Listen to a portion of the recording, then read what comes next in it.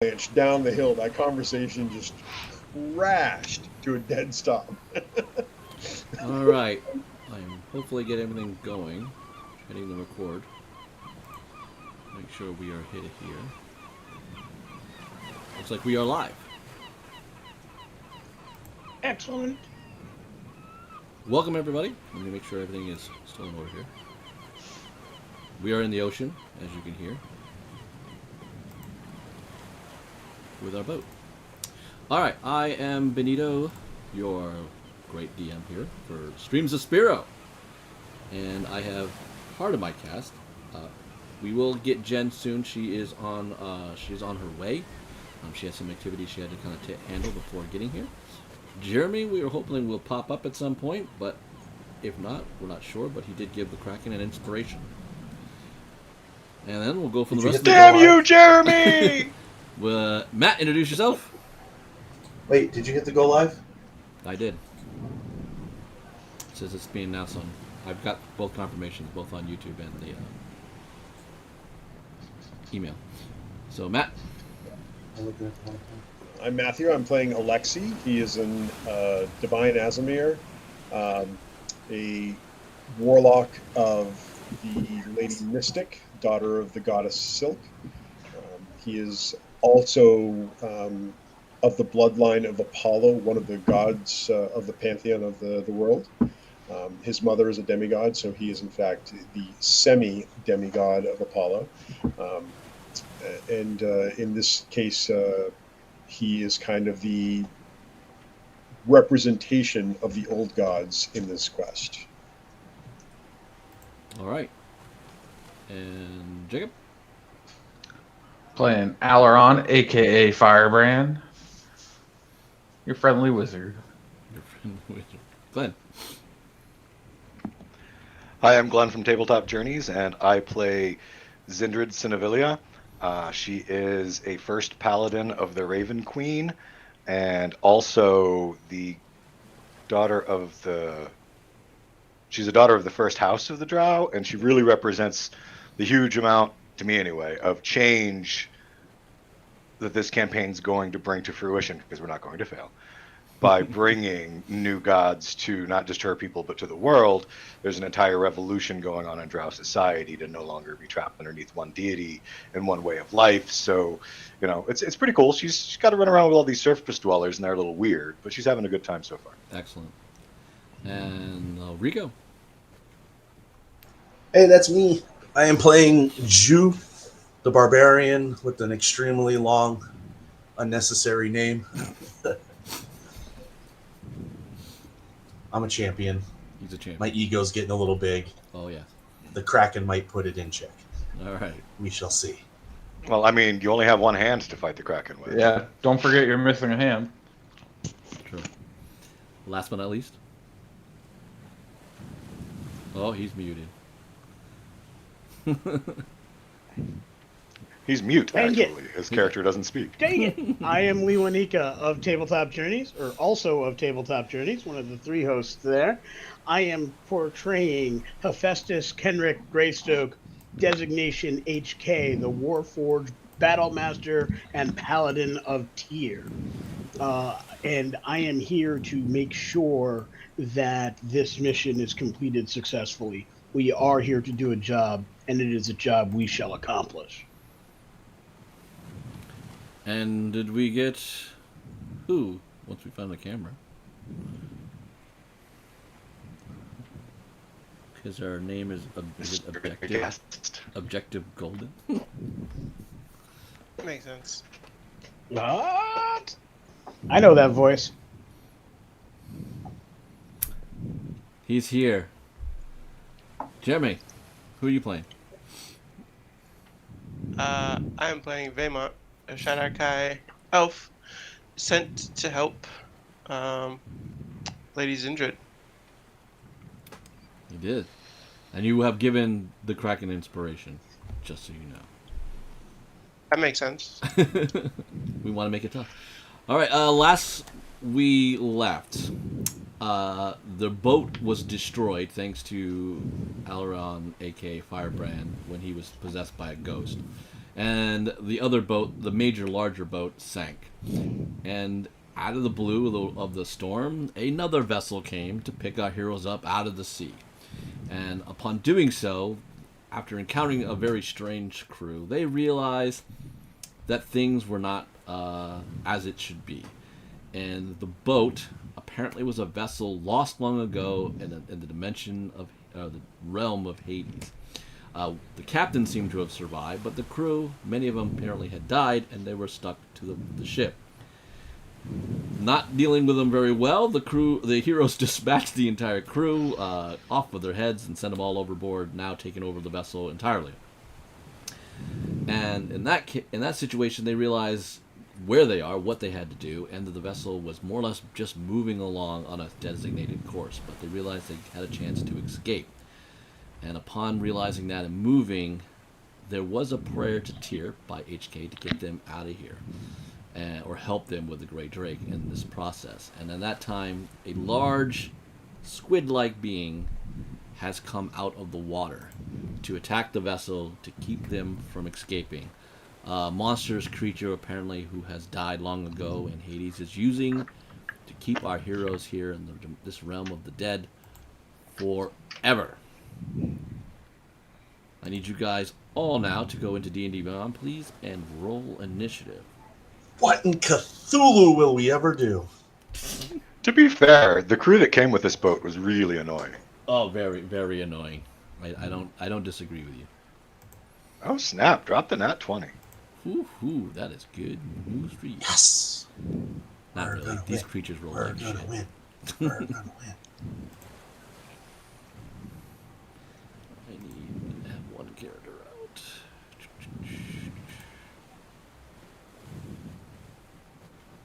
All right, roll please. Should be well. You get mine? 15? Yeah, everyone fills in there. The only one that didn't, I just got one more character to add. I did not realize I needed to pull these up as well. You would think, having you down to a couple NPCs, I would have been a little better at this. You would think. Problem is, they were off my screen when I was looking at the whole group overall. So. My chair does not like the pedals underneath my shit. desk. The drows seem to be very quick this encounter. Both of you rolling natural 20s. Nice. Yeah. Go, Drow, go. I like it when that happens. All right. Go, Drow, go.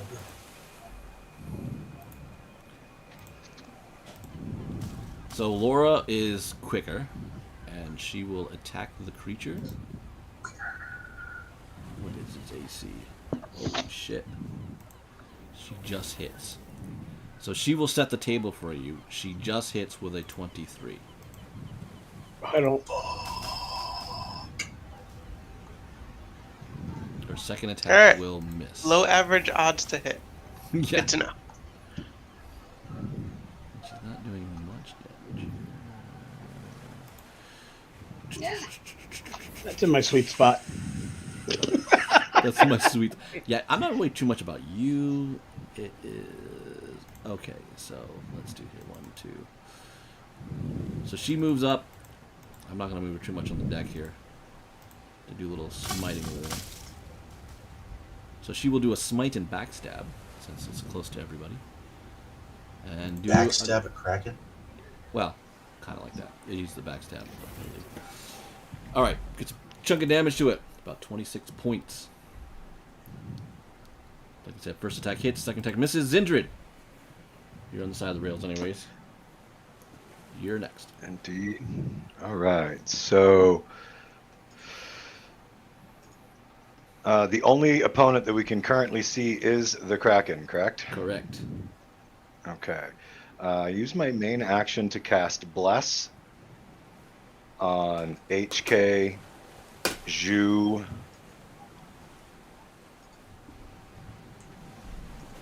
I don't know, who's our next biggest person for hitting physical damage to need to be able to have the bonus to hit? Maybe HK. We'll go with Vaymont. Vaymont. We'll go with Vaymont. So bless those 3, so you get a plus 1d4 on saves and attack rolls. So hopefully that'll help with that 23 armor class. Hashtag Now, blessed. the spells that come out of the Raven Queen's sword say at will, so I should be able to use one of those as well as cast a spell of my own, correct? Yes. Then I will also cast Bane through the Raven Queen's sword on the Kraken. He must make a charisma saving throw against my spell save DC of...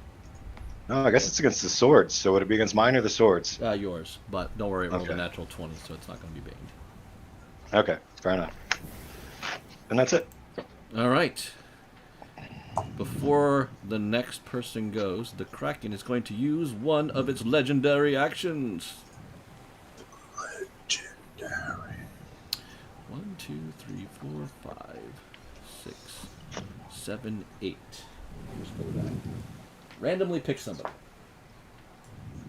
5. 1, 2, 3. Oh, Baymon, it's you. How unlucky.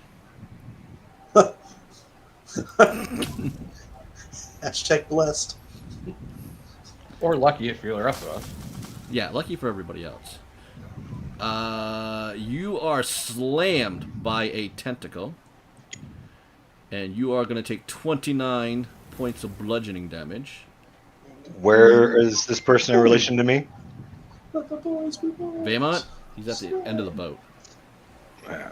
In the mass, I'm struggling to find Zendrid. If you could just point her out for me. She's right there. Gotcha. Sorry, right there. She's in that little mess there. Yeah, Vaymont's way too far away from me. Yeah, okay.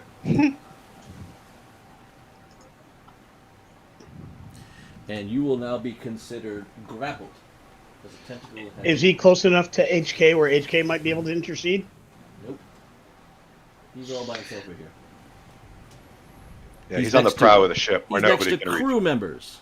So the reason why I'm there, obviously, is because I wasn't in the last session, because I wouldn't actually be there. It doesn't make sense. Well, to be honest, as a whole, this ship is not as large as the other one, so I had to pile everybody up.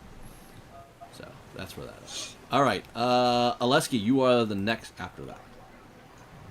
This ship isn't very large, and there's everyone pretty pressed, so it won't take much to get to anybody. And this might help a little bit after the Kraken's done. All right, so we're starting off with some terrain management here. So from where I'm at, can I see down to the water level at the Kraken's body? He's Like, it's mostly where the his base head is. part is really out. right, but can I see? So my target is 30 feet away from the boat.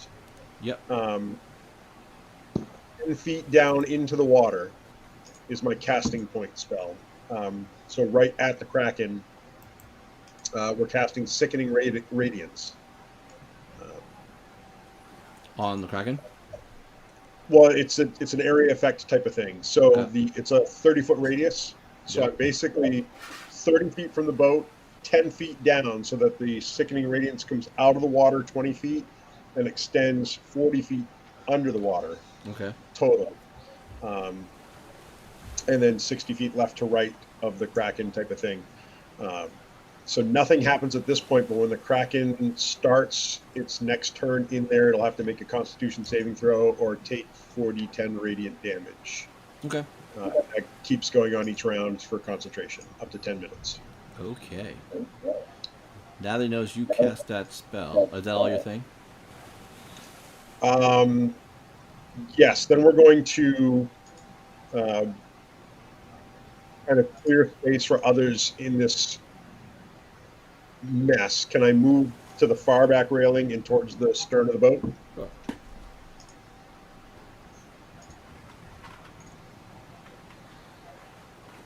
And I guess I'd also like to note where Desire is. Super good question. She's right next to you. Yeah, so I want to keep an eye on her. Alrighty. Let's pick on. And we'll call it good for this round. HK. Alright, it will use a secondary legendary action and go after HK. Who is beside me, yes? It is, but he is. Are you doing anything? Yes, I'm going to use Interceptor. Which Or is, Glorious Defense, one of my 2 reactions if you hit him. he's going to be hit. And that will do...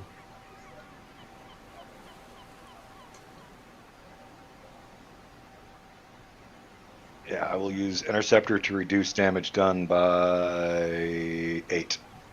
Okay, instead of taking 27 bludgeoning damage, you will take 19. But you are also grappled.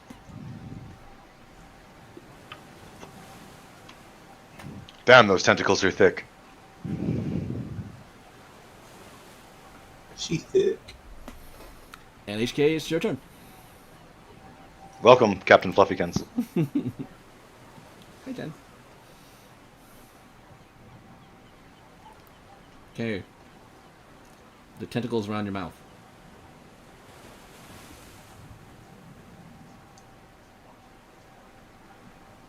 Nope.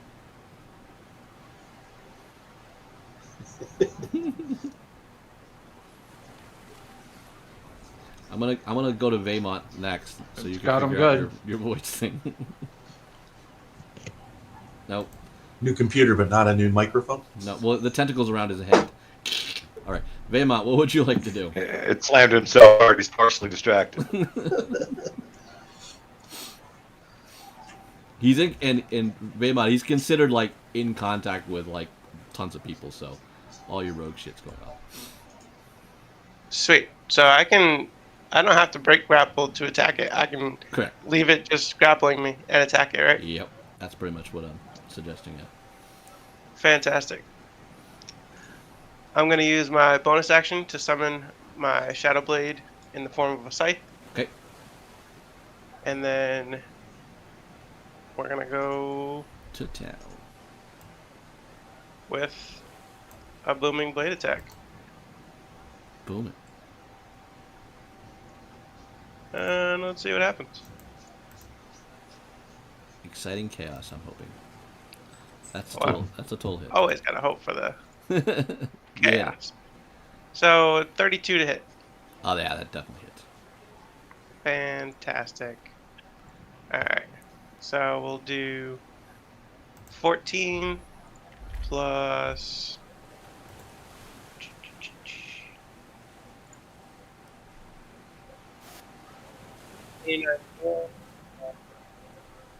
29.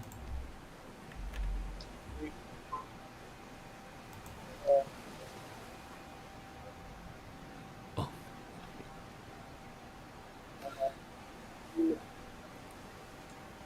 $13.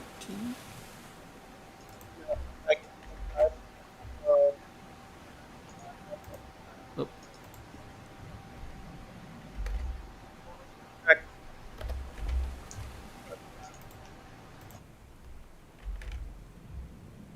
So yep, plus 13. So Okay. what was that? So I got the weapon, the sneak attack, the booming, and that's it. Now is this on this individual tentacle? Or is it considered on the Kraken? On the Kraken. Okay. Wasn't sure if I should do a Whales from the Grave onto a different tentacle. Oh no, you can. It's pretty much on the tentacle. I mean on the Kraken. Yeah, it's not like a Final Fantasy boss fight where they're all individual creatures. I get where you're going. Never know. It's Or all Elden considered Ring on the might big rip dude. off their own leg. Yeah, I Right? consider them though. All right. I think that's as much as I could put into it in this shot. Fucking, it's a lot. That was a lot. That was awesome. All right, HK, can you talk now? I'm hoping so. Can you hear me? Yes. Do your I have no idea what that was. That was strange. All right, so Tentacle on you? HK is going to utilize this particular moment to cast Hunter's Mark Hunter's Mark? on the Kraken. And then he is going to attack. And give me 1 second. Let's see here. His first attack is going to be with my computer's locking up, so pardon me while I flip to my character sheet on my phone, so I can thought do you this had that more stuff rapidly printed for out. you. But I like to roll digitally when we're doing this because I throw down a lot and there's a whole lots of maths. So he is going to use Bringer of Law for his first attack. Okay. And that's going to be a 33 That hits. to hit. Oh yeah, that hits. And that's going to be, and that's without the blessed die. I assume that I no need to roll that d4 at this point. I put anything over a 30 like that. That's overly cruel. Yeah.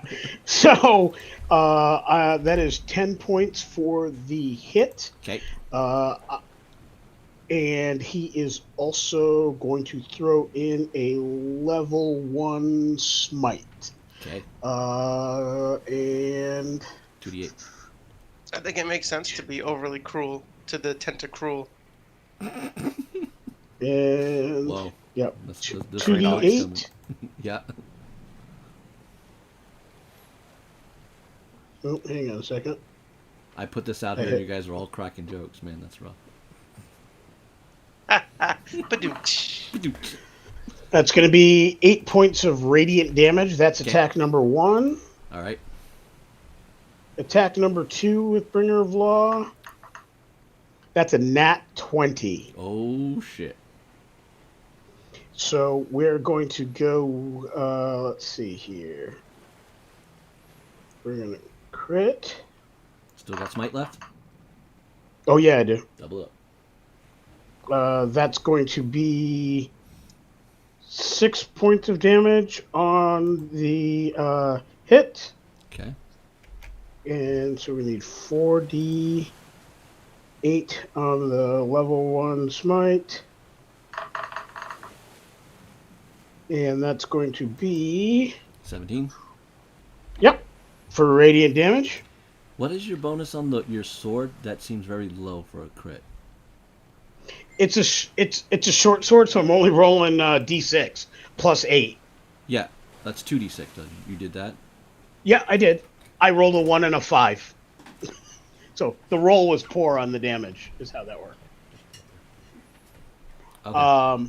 And then my third attack with Bringer of Law.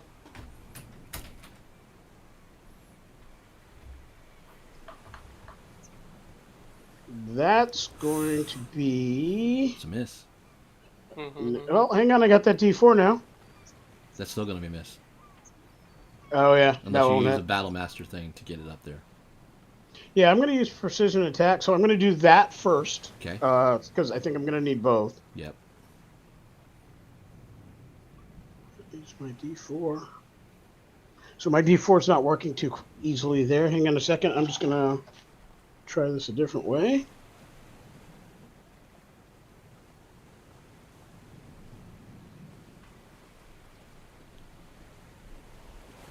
Glenn, roll a d4. So that's going to Oh, be... yeah, 3. That's going to be adding a 3 there. So you're 19? And then... Yep. And then my superiority die should be a d10 if I'm correct. Yeah. And so it's a 19. You and need 4 or higher. then... Oh! Oh, you just bounced Dadgum! off the tentacle. All right. I miss. That's my 3 attacks. I do get a bonus. Actually, I already used my bonus action, and I am going to hold there. Okay.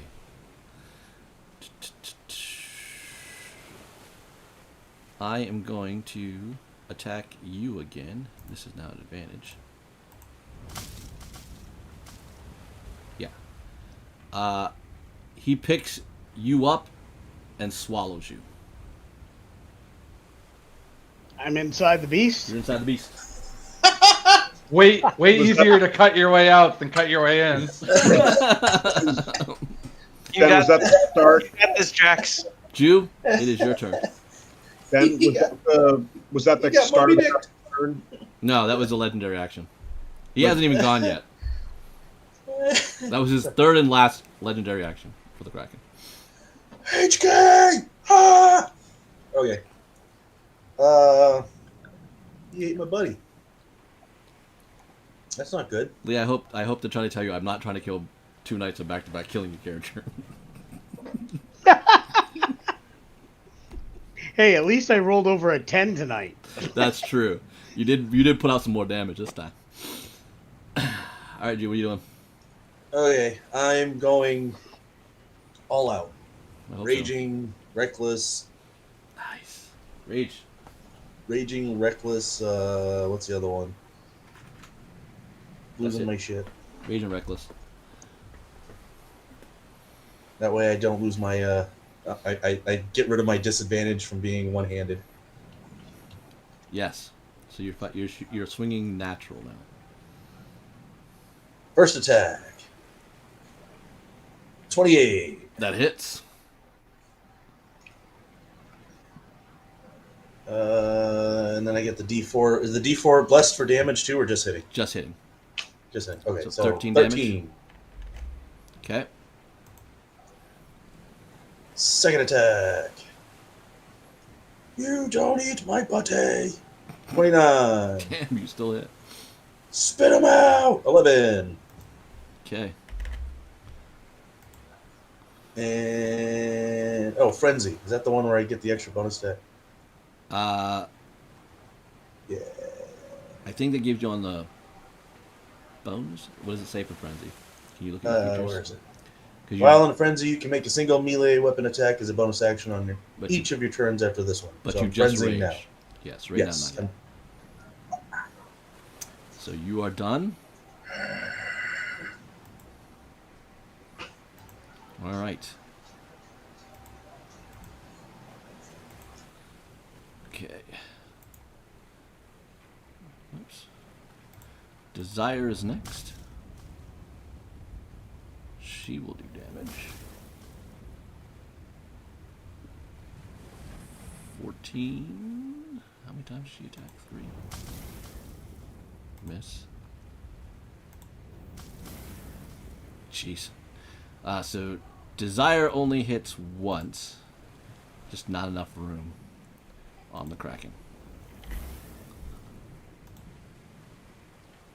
Firebrand, it is you. Alright, I'm gonna try casting Tasha's Mind Whip on it, so it's a intelligence save. Oof. Man, this thing has stats.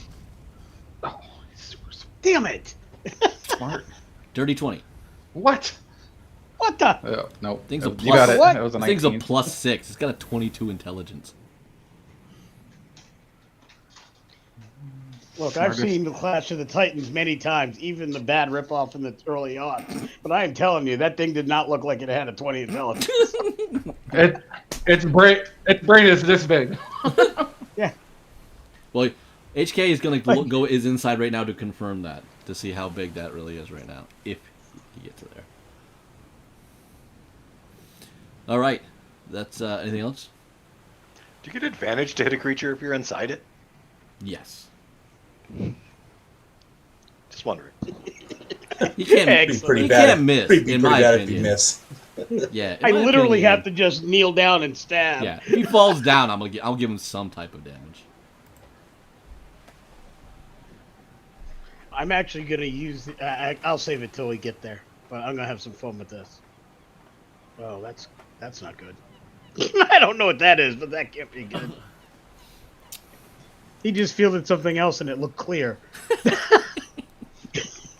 And you still take half damage for the. Oh, give me the damage. So you took 6. 6. All right. That's still something. The water itself seems to rise against you, and since you are looking at one side of the ship, it slams in the back of your head, Oleski. Dope. You take 11 points of bludgeoning damage.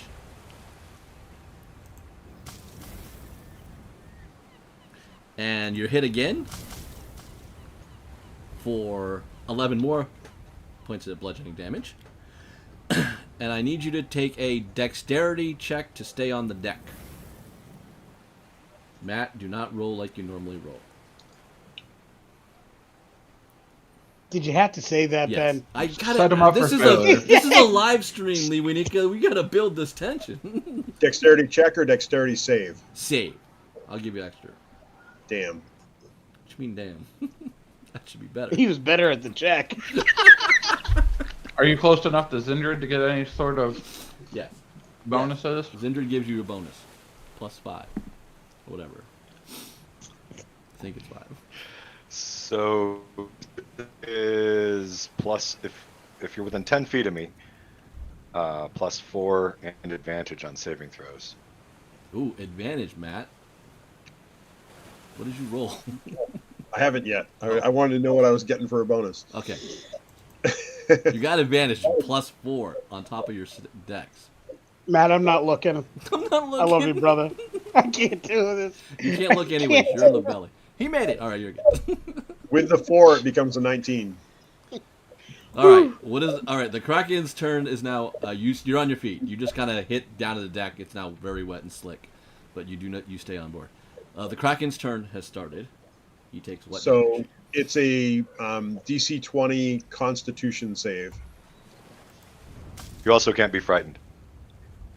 He's not right. Failed. Okay. So he takes 4d10 radiant damage and a level of exhaustion. Oh, okay. Oh I'll yeah! have to watch out his backstroke swimming later. I gotta get out of this thing fast. Because if it goes down, I'm gonna have problems. So 15 radiant damage and a level of exhaustion. Only 15? I was expecting way more damage. It's 4d10.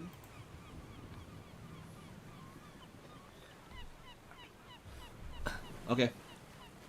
All right, oh, now it's his turn. All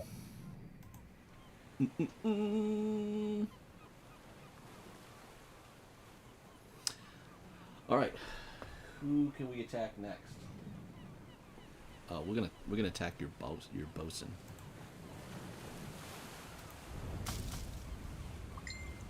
That's it. He puts a huge crushing on the bosun, that dragonborn guy. He's hurting pretty good now. And we will attack Jew, who still has Cloak of Displacement. Still on the boat. Yeah, but I lose that because I'm going. Oh, you're reckless. He would, I think, hit you anyways, no matter what. What is your AC? Oh, 25. I will re-roll this straight.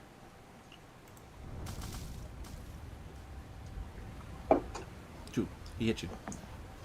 Ow.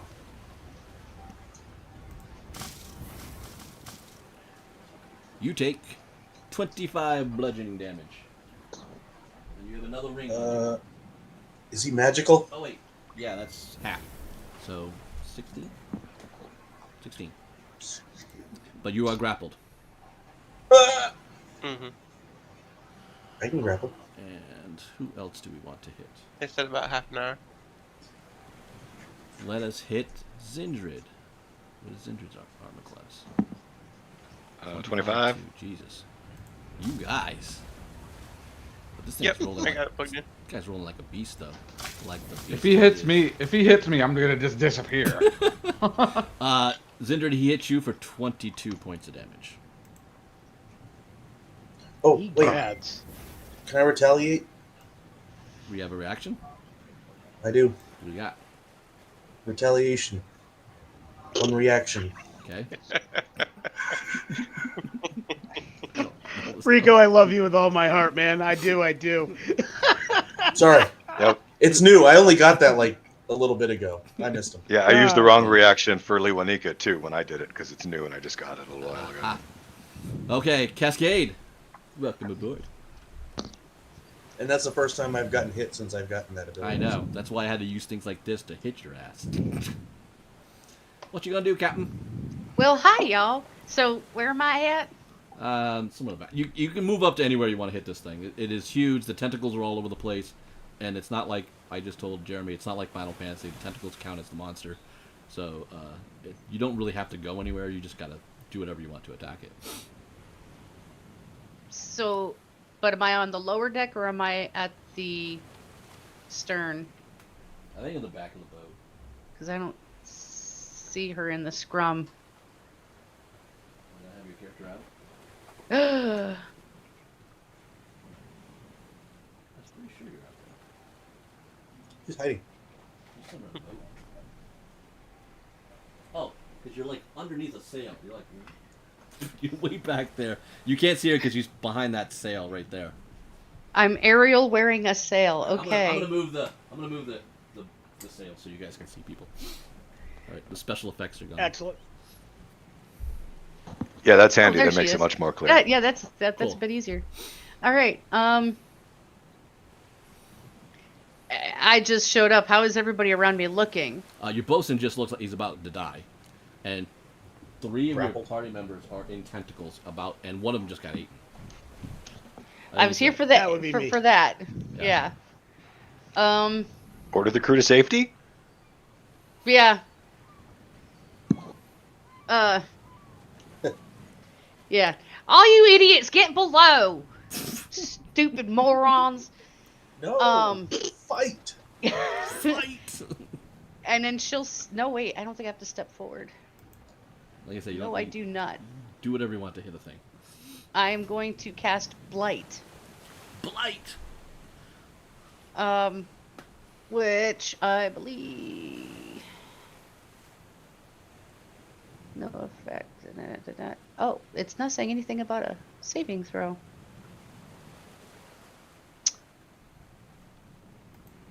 Oh, con save. Con save? DC what? You are looking for 19. Jeez, I failed. Well, goody. Because that's 13d8.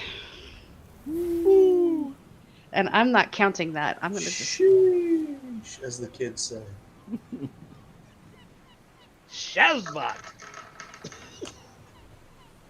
62 points of Oh necrotic my damage. Lord, Cascade. Damn.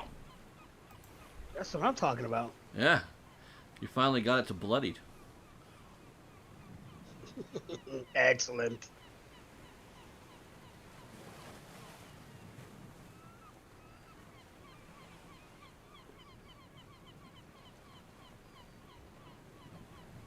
Yeah, that's it. Let me Okay. make sure I don't have a bonus action That's I it. don't want to use. That's a lot. Alright. So that blight just really shatters and really starts to affect its belly and its exoskeleton core. It starts to, you could see the sides of it like now pulsing or heaving, and it spits out HK. Now HK, you kind of feel yourself kind of Come going on. out, but you now need to figure how to roll to catch the side of the boat. So it's going to be an athletics to catch the side I of the really boat. wanted to climb out of this thing. Someone just hit it so hard it just spit you out on its own. That's kind of the rules of it. Aw. When she hit it, she would have Alright. yelled, "Get the fuck off my boat!" Am I allowed to say that on YouTube? Yeah, you can say that. Okay, cool. I didn't make it for children. We're not monetized, so it's not going to make a difference It right yet. doesn't But Fuck no, you can't. well, come on, we Can't get fucking one swear. per episode, man.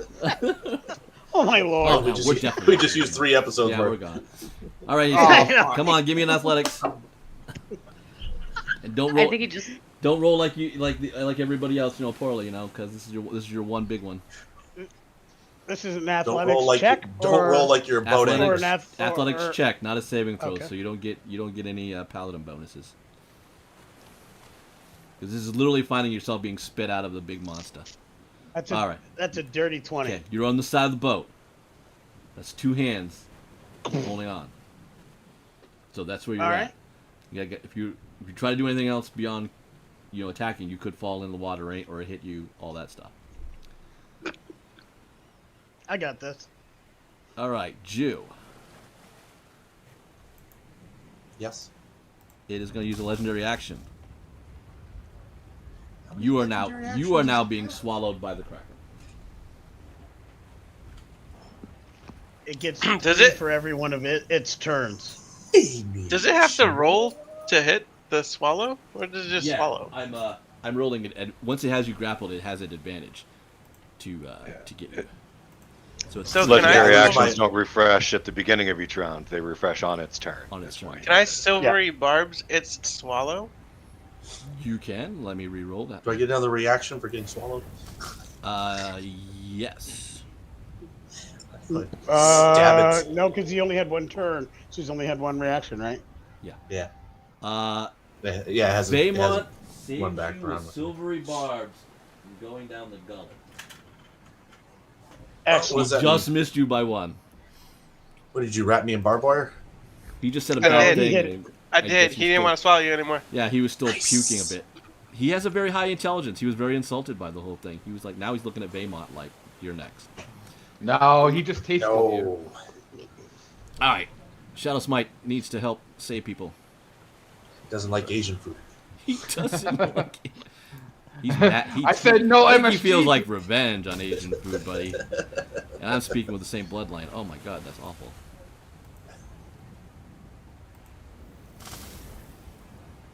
Laura's got 2 R's in her name? Let's do that. That means she's extra bad. Extra bad.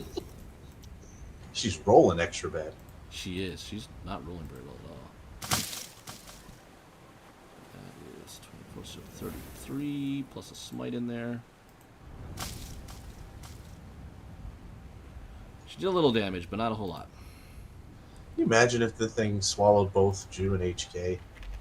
You just got to Hang out in there. go gladiatorial on the inside. Watch. I was climbing watch out. Legends of Vox Machina. You could figure out what you're doing up there.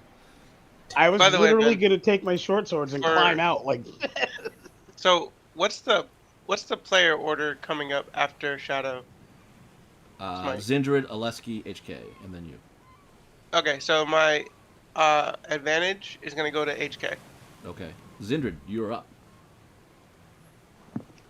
Okay. Shadow Smite went already? Yeah, she whiffed Yes. on one and got Okay. she got one good slash on a tentacle, and that was about it.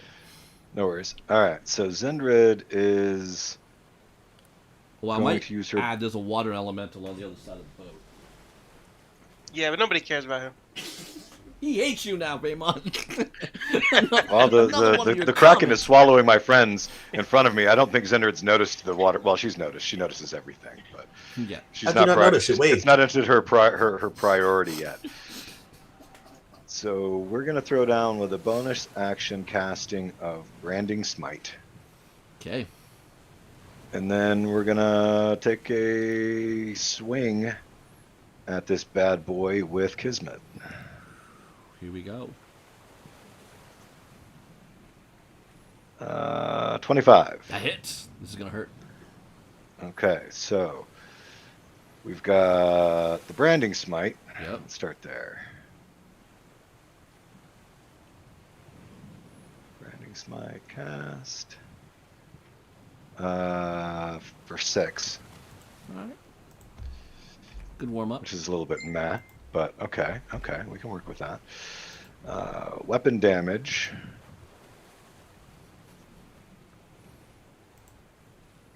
Of 16. There we go. Improved Divine Smite for my extra D8 on every attack. Clear. Come on, roll. For 3 Okay. radiant. And then I'm gonna throw down a smite on it and Yeah. burn a 4th level spell. So 6, Wait. 5d8. Maximum of 5d8. 5d8, Yeah, yeah. so it'll be 2d8 plus 5d8. So that's the 2d8 for 7. And the 5d8 for 24. I didn't run a calculator. I hope you did. I got it. I'm just keeping every time you say damage, I'm just like typing in real quick. All right, it takes another bloody hit into its side of its face. After all the blight and all that, it's bleeding pretty good. Okay, so I got to burn a 4th level spell slot 2. And so if I cast a concentration spell with the sword, does the sword concentrate on it, or do I? You do. These are just Yeah, basically extra spell that's what I slots. thought. Yeah, and you Nice that would be a try. separate action. So you only get your second real. The only thing second action you can do is another attack on it.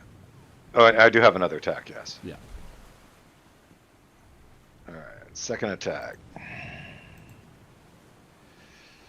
24 to hit. Yep, you hit. 9 on the weapon damage. And improved divine smite. We'll give him another 1. That's lame.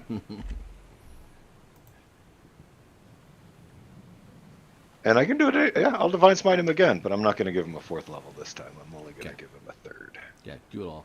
So it'll be 2d8 for 10, and then 4d8. 1, 2, 3, 4 Whew.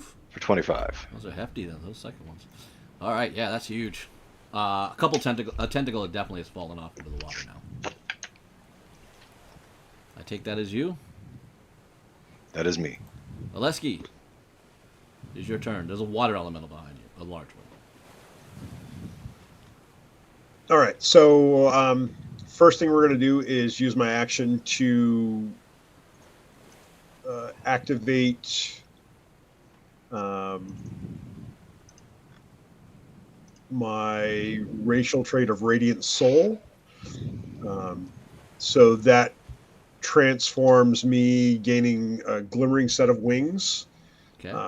that lasts for a minute. It gives me a flying speed of 30, and I can have it ties into my attacks as well. So that is my action. As my bonus action, I will cast Spiritual Weapon and have it attack the Kraken. Okay. So let's see here.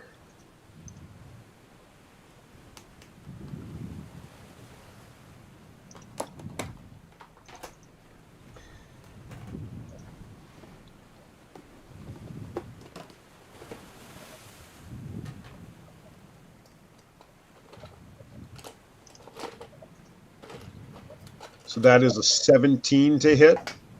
That misses. Okay. So that is my action. That is my bonus action. The spiritual weapon will maintain on the Kraken for now. And I will call out, beware the water, don't get dragged in. And I will also call out the water is rising up on the side of the ship to attack. And I'll stand prepared to fight the water elemental for the moment. Okay. Uses a legendary action and tosses Baymont into its stomach. You take 25 points of damage, Baymont. You're in the belly.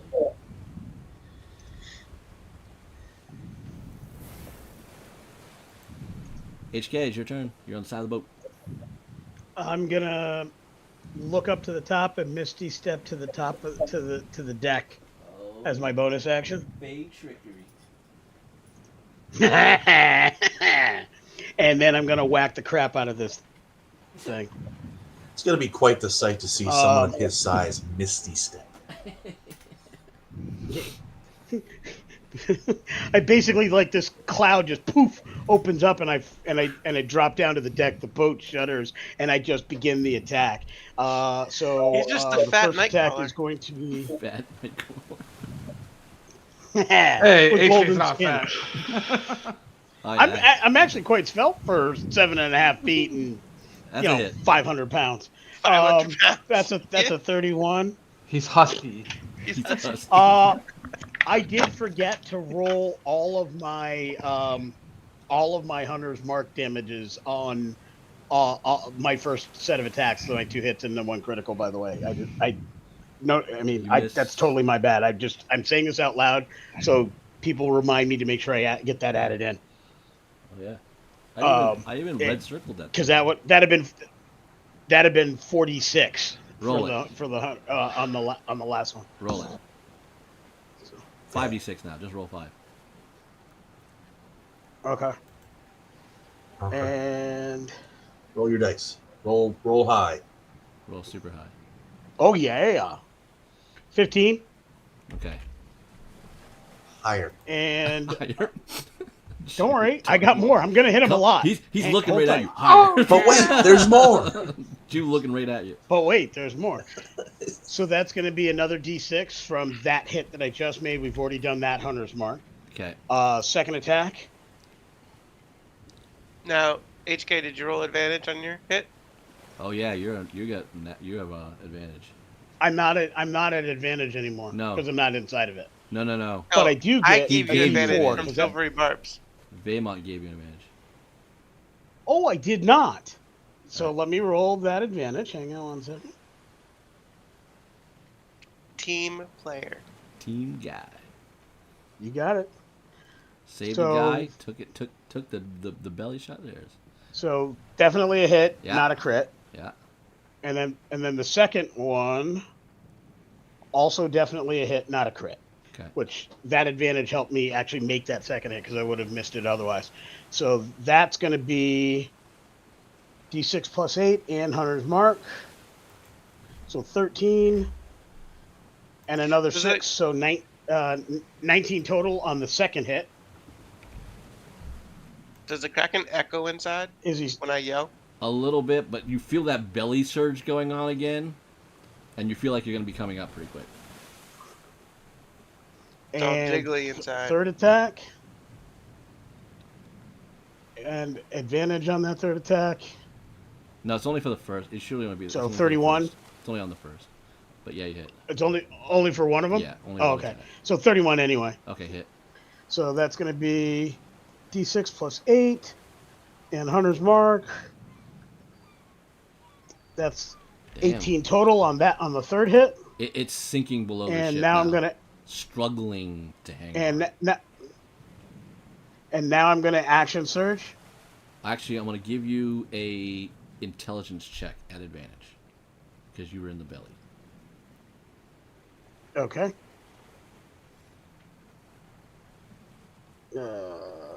Intelligence. No, at advantage you said. Hang on a second. Mm-hmm. So let's do that second roll. Getting a lot of advantage here. I got a 10. Ooh. You know you've hit it for a lot of damage, and it looks like it's going to do what it did to you. Do you want to action surge? Okay. Zindrid? Yes. You're a military person. I'm going to also give you an intelligence check, not an advantage. I don't need it. I've already figured it out. If you kill it while Vaymont's in there, it will sink. I give you inspiration if you don't have it sitting in a character. I just needed permission to speak, sir. Just need permission to speak. I still want to action surge because you said we can get to anywhere on the boat. I'm hitting the water weird. Or whatever cool. that is. Yeah. Go for it. Nice redirect. If it swings at me, because yeah, which is what I was going to do. I thought I would hit it one more time. Your information stopped me from using one of my next 3 attacks. I'll switch it to the water weird. Obviously, I'm using magic weapons, so I hope this will be effective.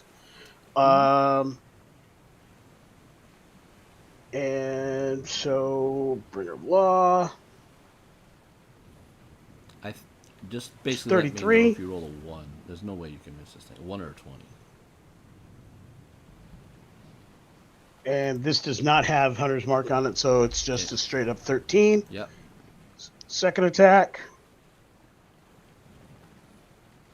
Yep. is a 19. Hit. And that's going to be a 6. I'm going to use I'm going to use a pushing attack. Or actually, no, I'm going to wait till my third one to push it away. So that's a 14 there on that one. Okay. Third attack. 18. Yeah. That's 12. And then my pushing attack. Man, you wrecked that thing quick. It's only going to add another 2, but it's going to push it away. It And I doesn't move believe as a for water pushing form. attack. It's not going to move, Lee.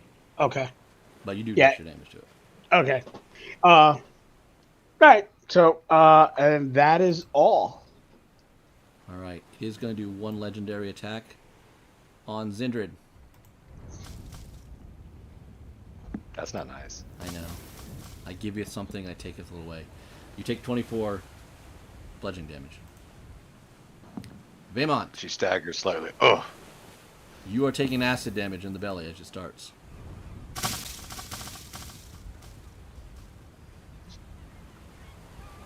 I believe it also takes damage from Matt's spell because it started its turn. No, this is him starting. 42 points of acid damage. But any attacks you do are advantage because you're in the belly. But you're in the belly. You can try to crawl out. Give this thing a Tums. That's a lot of fun. Yeah. Yeah. Is it already kind Actually, of squeezing him towards the exit? Oh, it might. I don't know. Don't know which end you're going through. But you don't Yeah, want to you go. don't know. Tonsils. You don't You want to don't go know to the which way back you're end because it going. goes in the water. No. So, Bahamut, what do you want to do? You take the 42 acid damage. Any attack you do is going to be at advantage. Wait, you said I took 42 acid damage? Yes, you're in the belly.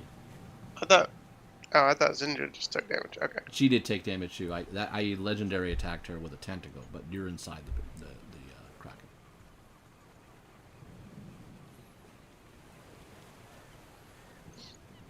Okay, so I would like to cut my way out. Okay, roll.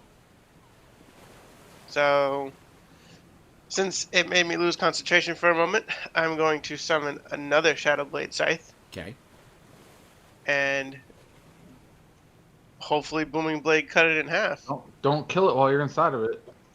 The plan is to kill it while I'm inside of it, while cutting my way He's gonna out. try to cut his way out. You got I one hope, leap I out. hope you didn't mess up which way's up and which way's down while you're in there. That's true. I'll be okay. Alright. 29. Oh, wait. Hold on. Advantage. Plus a d4. So 31 to hit. Oh yeah. Sweet. No.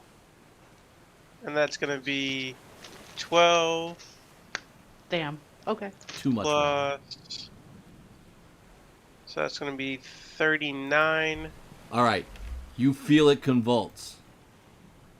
It is dying. You crack Plus- open a. All right. So this is how it's gonna go, Vaymont. Roll me a d6 on the screen. So, even it's the top of the Kraken. Odd it's the bottom of the Kraken.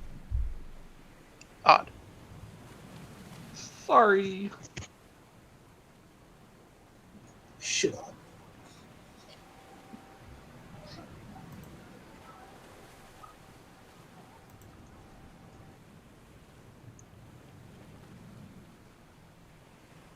Are we leaving combat as this happens? No, the water elemental's still alive. Damn. Okay.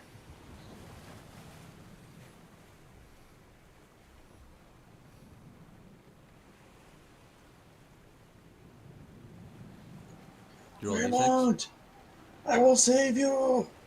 What? Just roll me a d6. Becomes Yeah, I up- did. What is I it? said odd. Odd. All right, so it's going to the bottom. That's why I said right. shit hot. So you're now going to have to. It's going to take your turn to kind of back up as you see water filling the belly of the Kraken, and that you are now using the rest of your actions to avoid being touched by the water. But there's Cool. no more legendary actions going on by the big guy. Jew, you are next. You know the Kraken is dead. It is dying. Your friend is inside. One last thing. So, obviously, still have.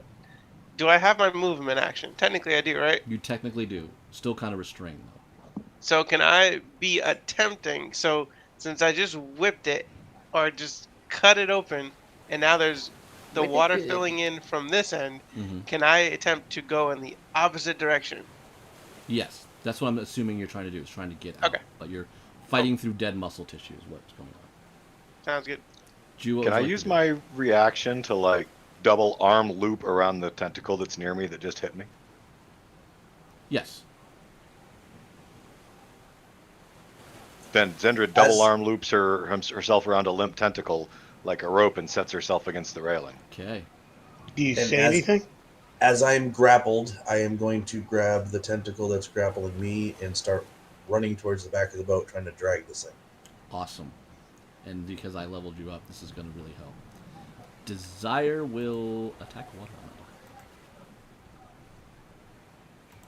Give me a strength check, please, Ju. Because it's your active turn. So I just roll strength. You're gonna roll a strength check. So yeah, it's the little plus on the thing up your ability sheet. Yep. Use both hands.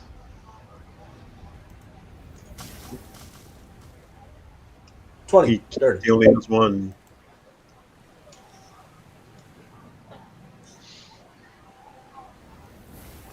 Dirty 20 because I only have one hand. Okay. Wait, I did that as a saving throw. Is that? That probably wasn't right. Make that a 14. Well, remember your new ability. Go look at your feature.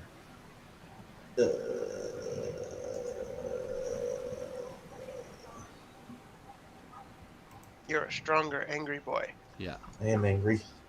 You won't like me when I'm angry. And if your total for a strength check is less than your strength score, you can use that. Oh, okay. 21. Yes. So you could explain the rage that's going through right now.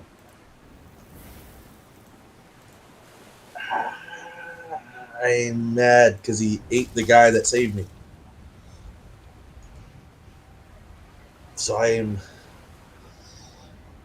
pouring out all the strength I have to drag this dead carcass on board so we can save Vaymont. Literally, Desire comes up and puts two perfect X's right across the face of the water elemental, and it disperses. I can't believe I rolled 2 critical hits with her. Nice. 2 words for you. Here's the DM helping you out. That's why I don't like NPCs. Thank you. We just did an episode about those, and I'm pretty happy with this turnout. Screw that shit. I need to kill her. Okay. More or less, it's simple. Zindred and Ju, and because Ju's now phenomenal strength going on, somehow or another, the two of them are holding the body of the Kraken enough for Vaymont to crawl out and get on the boat without taking any water damage. So you are free. You have killed the Kraken and the water elemental. They are dead. Free like a baby with juices all over me and I'm climbing out. Burned pretty good. But don't worry about going through all that healing stuff. There's not going to be another combat. We're not going to go through that time frame. When I get to the next. Spoiler. You Yeah, don't spoiler. smell the best. I want to tell you Yeah. that right now. I'll You be can honest with roleplay you. that off. Don't That- smell great. You're awful. Understandably so. I'm sure I smell like HK. Yes. You and HK are riping the same very well. You both need to bathe. Yes. She points Smell at like rotten. But, Smells like rotten clumps fish. and chunks of mucus still hanging off. but not You in could this toss water. them both back overboard. No. Not in this water. Actually, Not in this water. I'll feel just keep like using I would- prestidigitation on HK to clean them up. So he All smells right, yeah, good. you clean them up a little bit. All right, so the vessel now just picks up. It just starts moving on its own. From your damage, it gets kind of repaired from the crew. Everyone's kind of beat up pretty good, but you managed to fight a Kraken and a water elemental and take no casualties. Not beat up. Much to my dismay. Feeling pretty good. I mean, my cleanliness was a Firebrand, casualty. don't you taunt me. No, Don't you taunt me. I told you I have a I think I diving got- turtle nearby. I got dragged last game, Yeah, so I was gonna say, you I fucked spent up the whole party game last just time. pretty much dead. Hey Cascade, you have magic stuff. Can you make this go away? What, this? I can clean them up when I'm done, HK. Nastiness. Yeah, no, HK, Firebrand is cleaning you up as well. He's persistent. You know. I'll walk forward and I Thank will you very much. wiggle Vaymont's cheek and shrug and druidcraft a flower growing out of some of the slime. Nice. That's about the best I got, sorry. Well, it's a good thing we've got a Druid real craft a mage. flower? I clean them all up except for one little spot in the back. So every once in a while he'll get a hint of it and go, "You guys smell that? What is that?" Just God, under every the once in a armpit. while. When it gets really hot outside, every once in a while I smell it. I am going to cast Mass Cure Wounds for any Yeah. 6 people who need it. No, don't worry about it. Everyone, Okay. everyone will be healed. There's not going to be another fight. Oh, Unless, okay, unless Firebrand keeps Never mind taunting me. All right. So the boat continues now. It's moving on. You're able to make sure any little base repairs that you basically do from the Kraken grappling it, but it wasn't too severe, and he didn't go for the mass of the ship. He seemed to want to take people with him, like he knew who he had to grab. And, Or he was just hungry. You know, we're in his domain. He's true. just natural for him. No, let's be realistic. Awesome. Some of us look more delicious than others. After a while of pretty much That is true, but I can't help it, Vaemon. coasting through, there seems to be like a fog again, a much more thicker wall of fog that comes before the ship, like it's around the whole horizon. The boat, again, weird movement of physics, but somehow all of a sudden the two connect, and then you see more of the movement as the fog parts ways. You kind of go through a different ocean. You feel different. Zindred, your blade, the Raven Queen's blade, is just warm now. It is just like feeding like power. You feel its connection. Like you now know for sure you're sort of in a attached plane to the Raven Queen. Vaemon, your heart and the soothing blessings with the holy symbol also. You're like at ease. Like you feel like you've been the most at home of all this time that you have left to do this quest. You now feel at peace. Like you feel as most comfortable at. You just feel that sensation just walk over your body. The two of you having that type of effect. The boat then, a land, like a beach, just appears moments later. Time is still weird. The boat is still kind of moving with the weird physics of the engine, but it feels a little bit better. There's actually look like there's more movement on the water. However, it's still just going on its own. Not much of the crew is happening of what they're doing. And as the beach comes in, it's very gray slated sand and a very high rocky shore as your boat comes in contact with it. All of you, minus the crew, just feel at ease and all just feel compelled to walk off the boat. You hit the sand. It's coarse. It's very hard, rocky type of turf, but it's not painful. It's not anything weird. It's sort of cool, but not too cold or freezing of that sort. It's just, thick. And as you guys walk up and go over the rock horizon, then you see, as far as you can see, graves. A cemetery that just fills the entire horizon. Wait, to get off the boat and get to the shore, we would have had to touch the water. It didn't do The anything? boat just kind of went right up to the shore, hit into the land. And then you guys just came right off. And as you all get off and look at the cemetery, a smoky, very tall, about 14 feet tall, slender, elvish-like woman. Black, feathery type of robes. Pale skin, but very, very beautiful, but haunted. Appears before all of you. Zindred and Vaemon, you immediately recognize your guys, the Raven. I immediately bow deep, head on the sand. Zindred falls to one knee, head bowed, hand on her sword. Okay. Laura will follow suit. HK will. I look around confused. While HK will not kneel, seeing their reverence, he will take a reverent stance and stand back and behind the two, and bow his head reverently, but he will not take a knee as it's not his god. Okay. But he is showing deference to her. Firebrand was watching HK and he just mimics what he's doing. Okay. And look Alexi around, will still confused. drift to the back of the group and stay at the far back. And remain somewhat indifferent.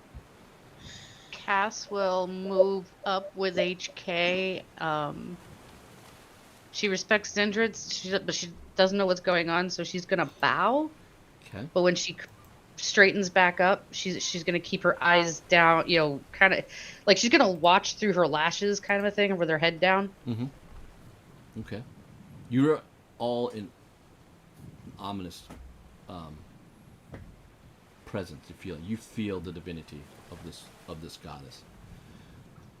She extends a hand and slowly with a long finger, just seeing like now she's closer to Zindred, using that finger to raise Zindred your chin up, so you look at her.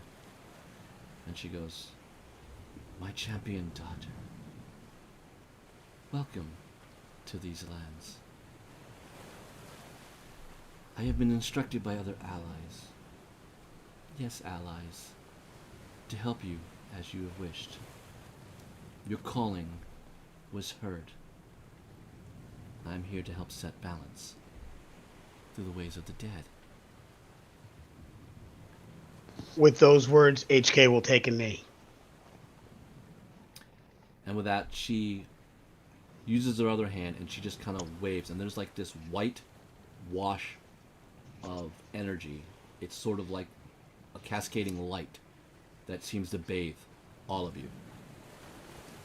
At this moment, I'm going to try to explain to any viewers.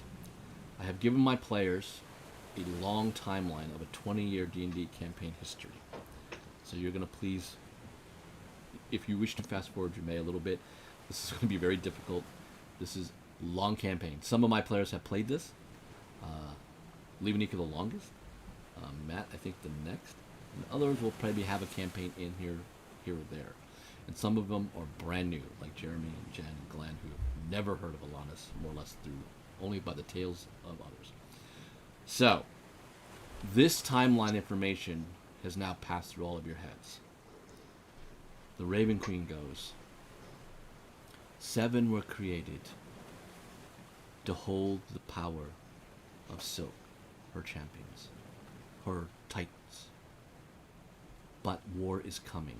Heroes of greatness will be needed to match the heroes of the old gods when war is coming. The old world cries for rebirth. You will give it those names. Those memories of what I have given you, the events that have transpired.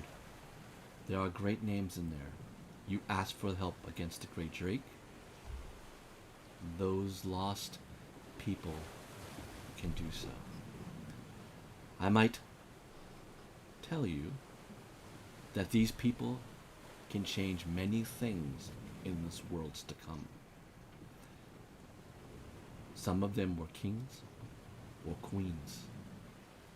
Some were the greatest heroes that realm has ever known, who were there to change the events of things that transpired.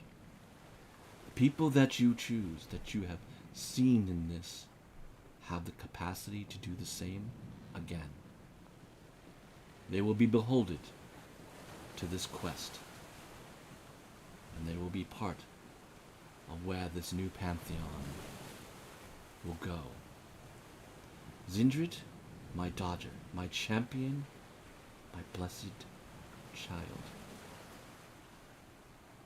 You are seeing the fruition of service that your grandmother has asked of you. This is the events that will happen, that will put war against the old gods and make a new.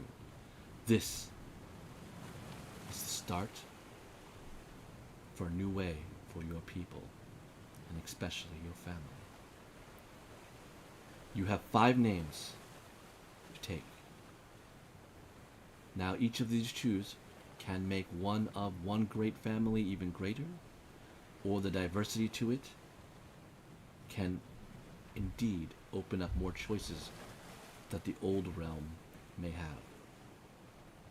And as because you are my daughter, Sindred, you will tell me the name, and you will give me the number up to 5 that that person will take. Then I will know that that is the choice of your group.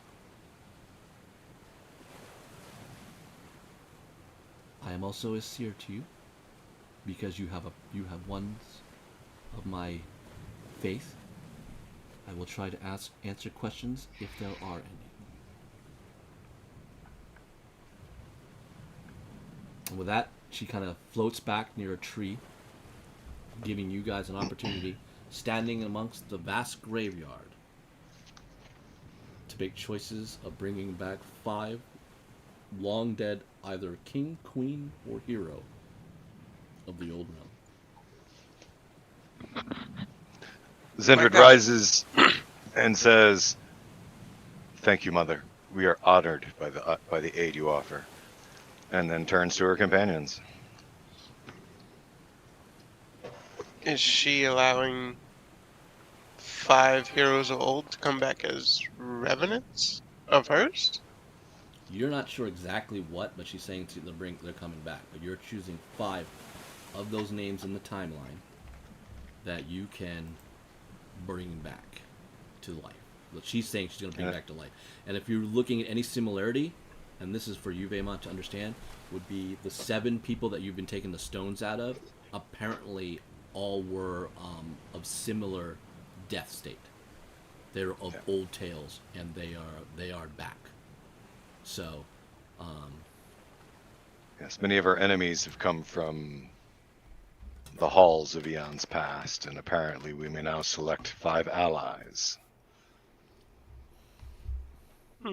But to say that they could have impact on the world beyond our fight does say that I believe the intent is to simply raise them and bring them back into the world. Which makes me think that maybe a king or a queen might not be the best choice, because they might want to recapture their crown, if you will, or start a new kingdom. That doesn't truly sound like the Raven Queen I know. She doesn't want to break or bend death. Death is what she wants in the end. You will note that she led with that she has been instructed by her allies that this is the aid that we're providing. I do not believe that this was specifically her choice and plan. But as she works with a team, she is providing support. following the plan, supporting her allies. To be fair, I prayed to Tyr for balance. We were against odds that were beyond our ability to fight fairly, so I asked Tyr to balance the scales. This seems to me the way in which he has chosen to do so. Indeed. It does also, I imagine, seem dangerous to have characters of old, whether supporting us or supporting the enemy, be a permanent revisit the world permanently again? Does it not? No. If we choose wisely, they will do nothing but improve this world.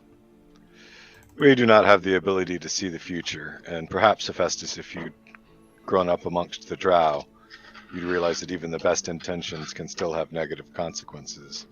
But it changes nothing. Thank you, Sindred. It changes nothing. We still have to do anything and everything we can to help our mistress come into this world. I agree. Or it's all for naught. I just wanted to make sure that we all understood that so there are ramifications, even if we can't see them. There definitely are, but unfortunately we're in a situation where we're going to have to deal with picking up the pieces after we save the world. First we must save it. If we are being asked to choose names from history's past, then I think it's important we choose those who have had success against the enemies that we face in specific. And I know of only 2 names in these histories that have had success against the Grey Drake specifically. One has defeated him, and one has actually successfully killed them. That would be Garnak Blackmoon, a wizard of great power, and one of Silk's original rivals for power, though an ally at one time. And Razan Greystoke II, who successfully marched against Silk, the Great Drake, and their Draco Lich with a team. And they lost no one in the defeat of Silk, the destruction of the Draco Lich, and the defeat of the Great Drake. Tactically, those are two names that should not be discounted. A Greystoke could also counter the Greystoke that has already been brought back, who apparently, since we relieved him of his sin, has been reverting to some of his older ways. That particular Greystoke is his father. I'm concerned about bringing back any Greystoke. They seem rather overly prideful. HK. Are you sure? Greystoke. HK turns and looks at Vaymont. There's a deep history and a lot to be proud of, but nothing stands in the way of the mission for any of us. HK, you're sure bringing a Greystoke back that might want to regain some of his power wouldn't be any sort of threat to your child, who is also now next in line? Other than Azarian, there is no Greystoke who cared a whit about power. They cared about tier. They cared about balance. They cared about doing the right thing. Pride is still dangerous, though. Perhaps it's the mechanics of your mind, my friend, that are allowing you to process this huge amount of information so quickly. My head is spinning as I'm trying to keep up. It's almost like you were there. My knowledge of history is vast. That is for certain. History and other worlds. So if you say that this mage, though, became a rival of Silk's, and Silk is one of the gods we are attempting to bring over, could that potentially cause more harm for this world than good after this battle is done? Should we maybe go with a different name there? That is a possibility. I'm interested to hear others' thoughts, but to be fair, they were allies far longer than they were rivals. But were they rivals last? Yes. And what drove them to be rivals? Silk? Does it still remain that way? I don't know. Unless she's restored, unless Garnet Blackmoon was slain. Unless they were restored to a point before the enmity started, that enmity would still remain. Right. I don't know how this would work. And you just said that he was killed by Silk, so he might wake up and be like, "Son of a bitch!" That bitch. Yeah. I don't believe that anybody of that power level was unaware of Silk's options. And the fact that they worked together under extreme circumstances for as long as they did seems to me a calculated position. If the fate of the realm was at stake, he's a hero, one of the original heroes. I don't see why he would stop. I would like to actually approach the Raven Queen. Okay. And ask her, my goddess, if you could choose one of these champions, which do you think would aid us the most? My champion is you already being alive, almighty, my child. I have already chosen. Yeah, but this champion is new. Sindred smirks slightly. Who was your champion of old? I do not have one from old. You've never had a champion prior to Lady Zindred? No. I was not yet formed in this alliance when this old realm was at its heyday. But there are many merits in what you speak of. Do you happen to know who Silk's champion was? She had many champions. her daughters. Do you know who her last champion was? That is a good question. Let me look. See if I can get into something real quick.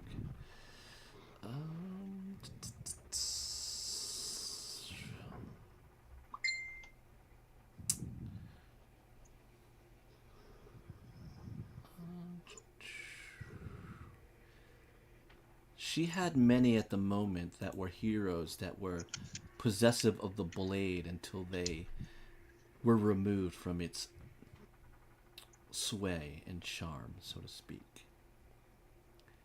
But at the time, her power level was being pushed by King Azarian. His creation was quite the conflict in the day.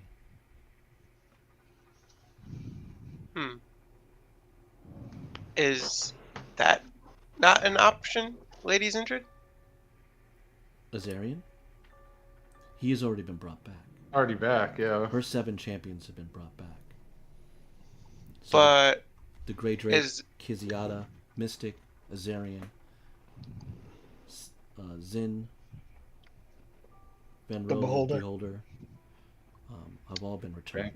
Yeah. but are we trying to get Azarian on our side by chance? We already have his sin. We're just trying to get 5 people who rival the power of the Yeah. of the original 7. He's already back and ruling a city, so can't really bring Yeah, him I was gonna back say, from the dead. He's still alive though. Ish. Yeah. Ish. Quote, he's alive. He has much bitterness to his father, though. Okay. So if you brought back his dad, you might piss him off a little bit, HK. Right, but he's the vampire who's turning back into an evil son of a bitch, right? Yeah, and So he's Evil going to son of need a to be bitch. dealt with. the Raven Queen will tell you that Catalyst, her Dracolich, was her last real champion. Everything else was kind of like smattering effect generals, or Azarian was more in power. That's what the timeline will flash through your head. Understood. Thank you, my goddess.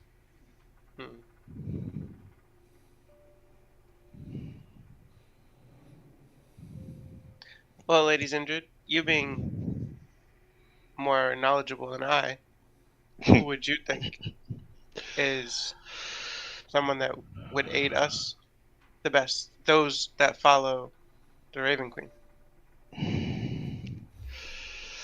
There are merits to both of HK's suggestions, just simply their previous history against one of the foes. I do not know how to judge one of these champions from another to determine who would be the better choices. Which is Zendrid not answering to say the folk who understand the history better will probably be the better folks at helping us decide on the names, the folks who lived it. Because I look at all of the names and all of them sound cool, but I don't know or won't remember who was a famous warrior, who was a famous mage, who does what. You know what I mean? The Raven King gave you one cool warrior to go with. What was her cool warrior? Me? Androsius. Yeah. No, you Fair are enough. her. You are her champion, but there was a cool warrior outside of all this Androsius. that has more game-changing effects. HK will who say. I'm Wait, sorry. Androsius. was it Androsius? And Androsius, or is Lewanika trying to make No. a silent bid to change? No, Androsius is the man that Okay. will make the trifecta for tabletop journeys. I see. Yeah. So this would put a big pen in My hat. Josh's bonnet. My hat. Like, no, Fair he enough. already knows about it, and he's willing. So that me and Lee have talked to him, and he is willing to be added to the team. If you So he's going to come and play the character because Correct. that's Yes. fantastic. Yes. Then yes, Yes. absolutely Androsius. okay, Androsius is his name. 100% who I feel is the one name that must be on the list. All And right. I am Ambrose in is the name. complete agreement with Lady Zindred, Yes. obviously. Just don't stand in front of him when he shoots an arrow. There are many names that Is anybody else? Sorry, there are HK. many names. I was gonna say there are many names, but beyond the three that we've spoken of, I'm interested in other thoughts. I'd like to Tactically, nominate Beauregard, the great barbarian hero. The one who was able to unite many tribes. And was just part because of the he's a Circle of barbarian. Zhu, are you sure? Yeah. Are you I would doubting? think that Are you calling doubting that forth Zhu did an all that ancient reading? hero of an ancient barbarian hero would potentially, be bringing in competition for your part No, in this story. I mean, do it you, would do you bring want in to someone that I possibly be could learn outshined? from. Wisdom Your saving trickery throw, in Jim. words is not going to work on me. You get to choose who you want. I totally want you HK to is choose who trying you to want. choose a family member, so I feel Ooh, I should nominate someone that would good counter. help elevate myself. I would be able to learn from him You would My not cho- be and better envious myself. of him? Is he a master of one-handed combat? Could be. if we were choosing a master of one-handed combat, that would be King Ashton Greystoke. Alright, that's The enough for blade. the Greystokes. Moving I on. was not. I was not Pick choosing five. him. Pick 5 Greystokes. Yeah, let's I pick was five not. Greystokes. So we've got a barbarian, a mage. We have 4 names now, unless somebody wants to challenge one of them. Well, we still don't know if choosing the one that was slain by Silk is the best idea. True. I think pulling the mage might be a good idea. Might be a bad idea, you If mean? I other think people, having a mage of that. I think having a magic user of that power level Are you could saying be Alaron instrumental. is not powerful enough to aid us? I am saying that if Firebrand wants, as Zhu needs to learn from barbarians, and he has stated, I think the way I understand mages to work, sharing the spells of somebody who once rivaled Silk could be very helpful for us. I strongly feel it's tactical, and despite what you may think is a decision based in family needs or pride, it is exceptionally a tactical decision. It might not be the worst idea to find out how he killed Silk. Well, don't How he forget. was he killed didn't. by Silk? He did not kill Silk. Hey, She before killed the him. argument goes too far, remember the Raven Queen will answer questions too. So if there are questions involving certain people, that is also why I'm putting her here to do that for you guys who have not played in the old campaigns. So if you want to weigh a certain level of things, how powerful was this person? Is there another powerful person? Whatever like that. These are things that you may ask that I will help you guys with this decision making, because I know, like I said, it's 20 years of playing. And I would fantastically good call. I would further say that Ashton would not be a good tactical decision. As powerful as he was, as good a man as he was prone to sacrificial action in pursuit of personal goals without much wisdom or thought to the tactics therein. And one of two Therefore, that was actually possessed. Then I would put forth the suggestion of somebody who can bring us together, bind us as a team, provide leadership that we all accept, give a shining example to the people to follow, and in all ways prove we are better. Do we not already have leadership in Lady Zindred and HK? Who's the name you speak of specifically, Oleski? He's pitching. Zinder's the eyebrow is idea. raised, Hold on a but she doesn't say anything. Reckland.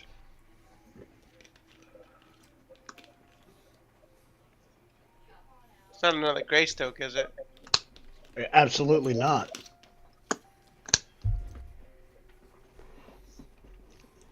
He was never one of the great heroes, but he was the one that put the Order of the White Flame together. He was the one that selected all of us. I support that nomination. Well, he didn't select me. Is that our 5 then?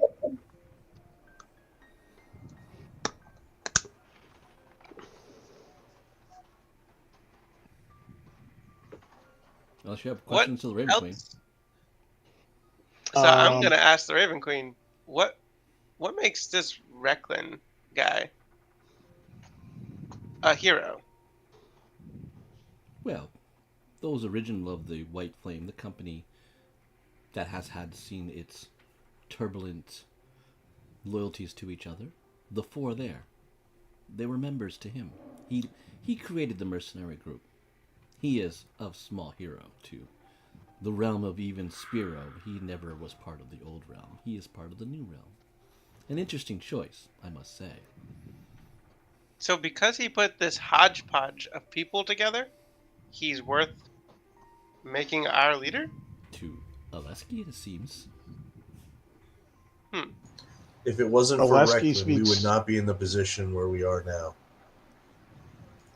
That is And not- Oleski is specifically saying what dissension we've had and challenges with choices of decision never occurred when we served under Recklin. Is this true, Lady Zindred? You never questioned this Recklin guy? I've never met this Reckland. Okay. Recklin was taken from us before we met Lady Zindred. This is Oleski, Zhu, Alaron, and myself. Understood. So he was not in the history that I've been skimming through trying to find this name. correct. No, he's not from that world. I think the 7 heroes that are spoken of specifically call to the ones that were from that world. Would that be correct, my Lady Raven Queen? The 7, which this Or the original 7. 5 that we are to select, must they all come from this old world? I don't have rules. I was given an option to you with certain allowances, I suppose. I could choose someone from this realm.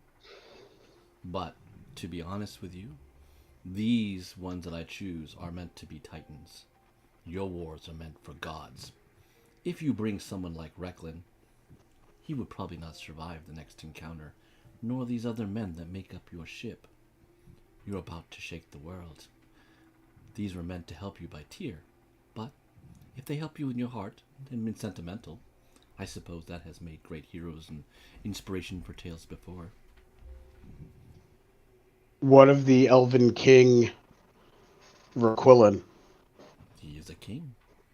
What they will do is possibly solidify realms to come.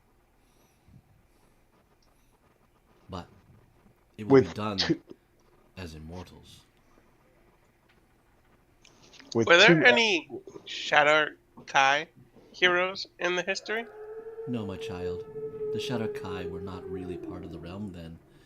Although the Dread Realm was making its formation as Silk made her claim as Lord, your people were still struggling to make part into that.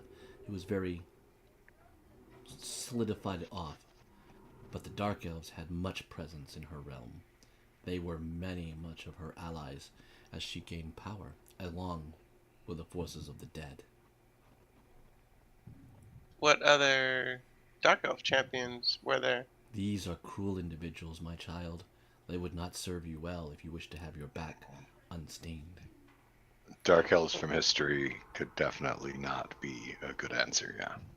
To be specific, most or many of the Dark Elves in question were members of the houses that make up parts of the Devil's Eight. My family specifically quested to the destruction of those individual leaders. The Yathreen, the matron mothers of those 4 houses that once remained, are our perpetual and eternal targets. But I will say, not to be, because I like all elves, as I've taken to the Shadowkai and the Dark Elves. The elves of the old realm were very attuned to being its greatest heroes, because they traveled through many of the generations of the men that were humans, of their kings and sons and daughters. They saw many of them and know of them well, and continue to grow in their own power. Androsius is just one, but there were two others. And who were they? The ones before him, Berquilin and Asiana. They affected the realm as elves more than any other elves known to the old realm. HK, you're old. Do you know of either of these names? From the histories I know of Requilin, I know the other names. I know of Androsius, but again, only from the histories. They're not individuals I've ever met. I would concur, and again, I speak tactically. When we win this war, and we will win this particular war, there is going to be coalitions to be formed and maintained. A king such as Verquilin, his level of knowledge and power, station and standing among the elves, could go a long way if he fought alongside Lady Zindred and our group to mending fences. Thousands of elven generations of war and distrust could be eliminated simply by the people and the masses seeing a handshake between a king of that stature and a lady of Lady Zindred's stature. That is something that a battle simply can't measure up to. We're talking about forming a world when we're done. Okay. In that case, I would like to toss Requilin's name in the hat. I would wholly support that. And it is with sadness, my friend, my brother Oleski, that I say Requilin may not be the best choice. I just don't know if that... We need Requilin in our hearts. I don't know if bringing him to our side will make us as strong as bringing some of the others and us remembering Requilin in our hearts.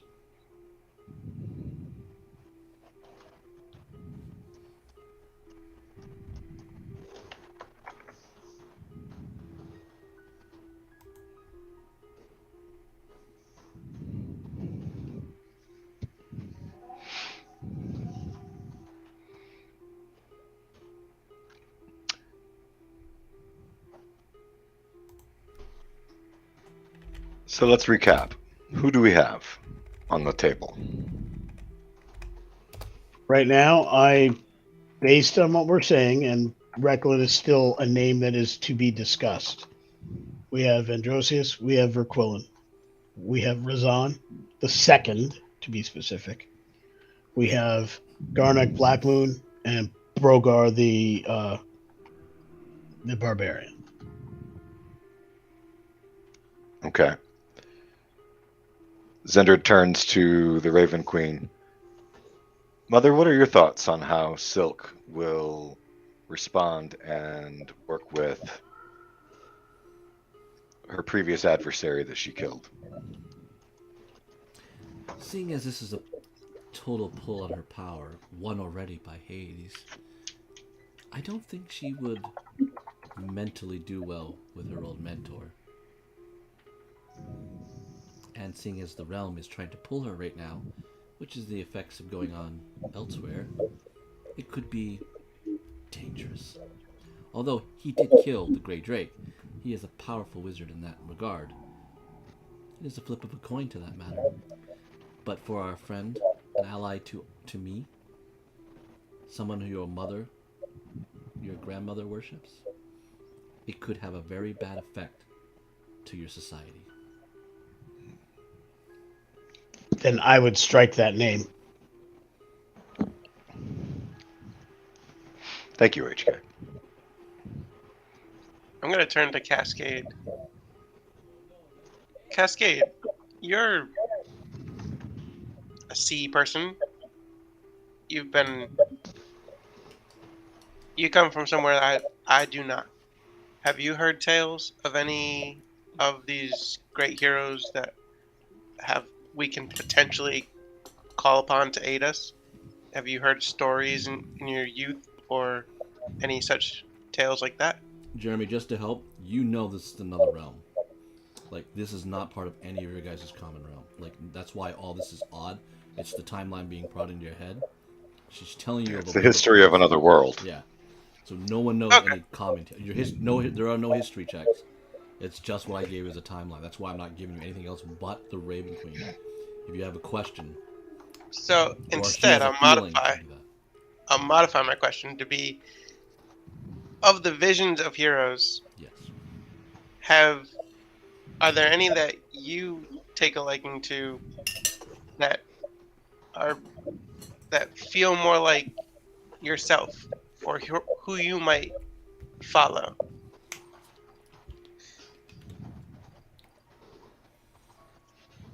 Cass, not being a creature of tactics, will kind of get a dreamy look in her eye because she has no basis of history on any of these people other than what's been dumped into her head. And she she will say, that lace griffin claw, she just seemed so strong. She was just, I mean, and she, oh, I don't know. I don't know. That's why I haven't. Y'all are talking about things that I'm not even certain of, but there were some romantic stories in there. It was just beautiful. Okay, I'm not sure that we're after the romance part of these heroes, but I got you. I understand. Mother, what do you think of this Griffin Claw person? Well, I will tell you, although you belittle love, love moves kingdoms. Love changes kings. Love captured Azarian from changing from his hatred to someone that could help the realm. Lace Griffenclaw was an event shaker. She helped bond people who were used to war and hate and despised. She was the bridge between the humans to the elves and the dwarves when that was broken.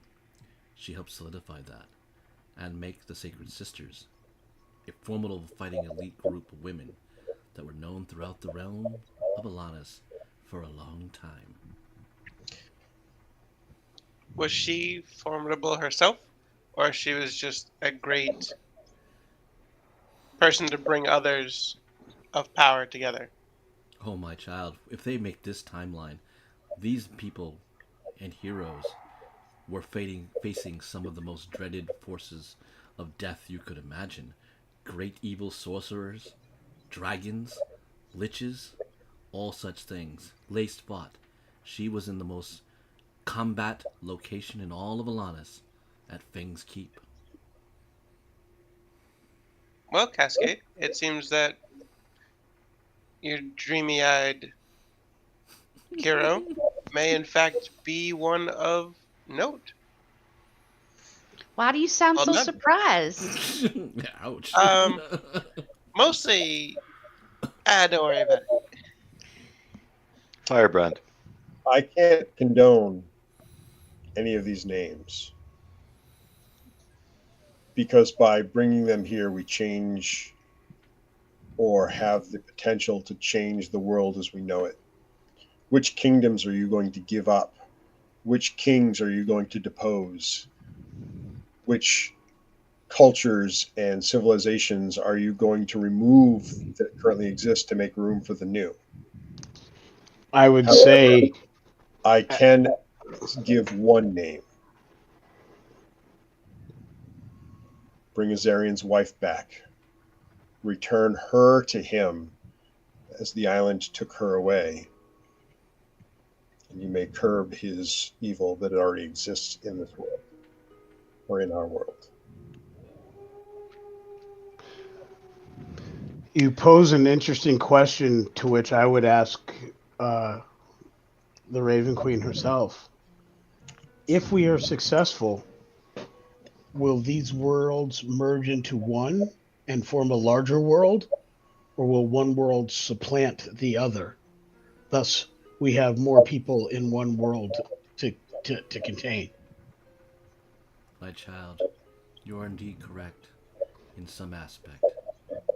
But it is not if you succeed will the worlds come together. It is how the world will come together, for they are coming together. Correct. This is the power of the pantheons. Will you make it vengeful for the old gods, and Hades will rule it as its new king and father? Or will it be more diverse? And what power struggle that is, I'm here to throw my lot into it and come out well. I'm hoping to take the right side to this. But indeed, we are fighting for much. We are fighting for the heavens and the hells. So it is not necessarily what you're divvying up. It is going to how it will be divvied up. From not only who you choose, but who the victors and the survivors are. They are not going to go willingly. As I told you when you looked upon this graveyard, Hades already has champions of old. He has many mighty warriors and creatures. You already faced one. More are on their way. More will come to smite you. So your god Tyr, has given you allies to power through me, for Hades is not the only god of the dead.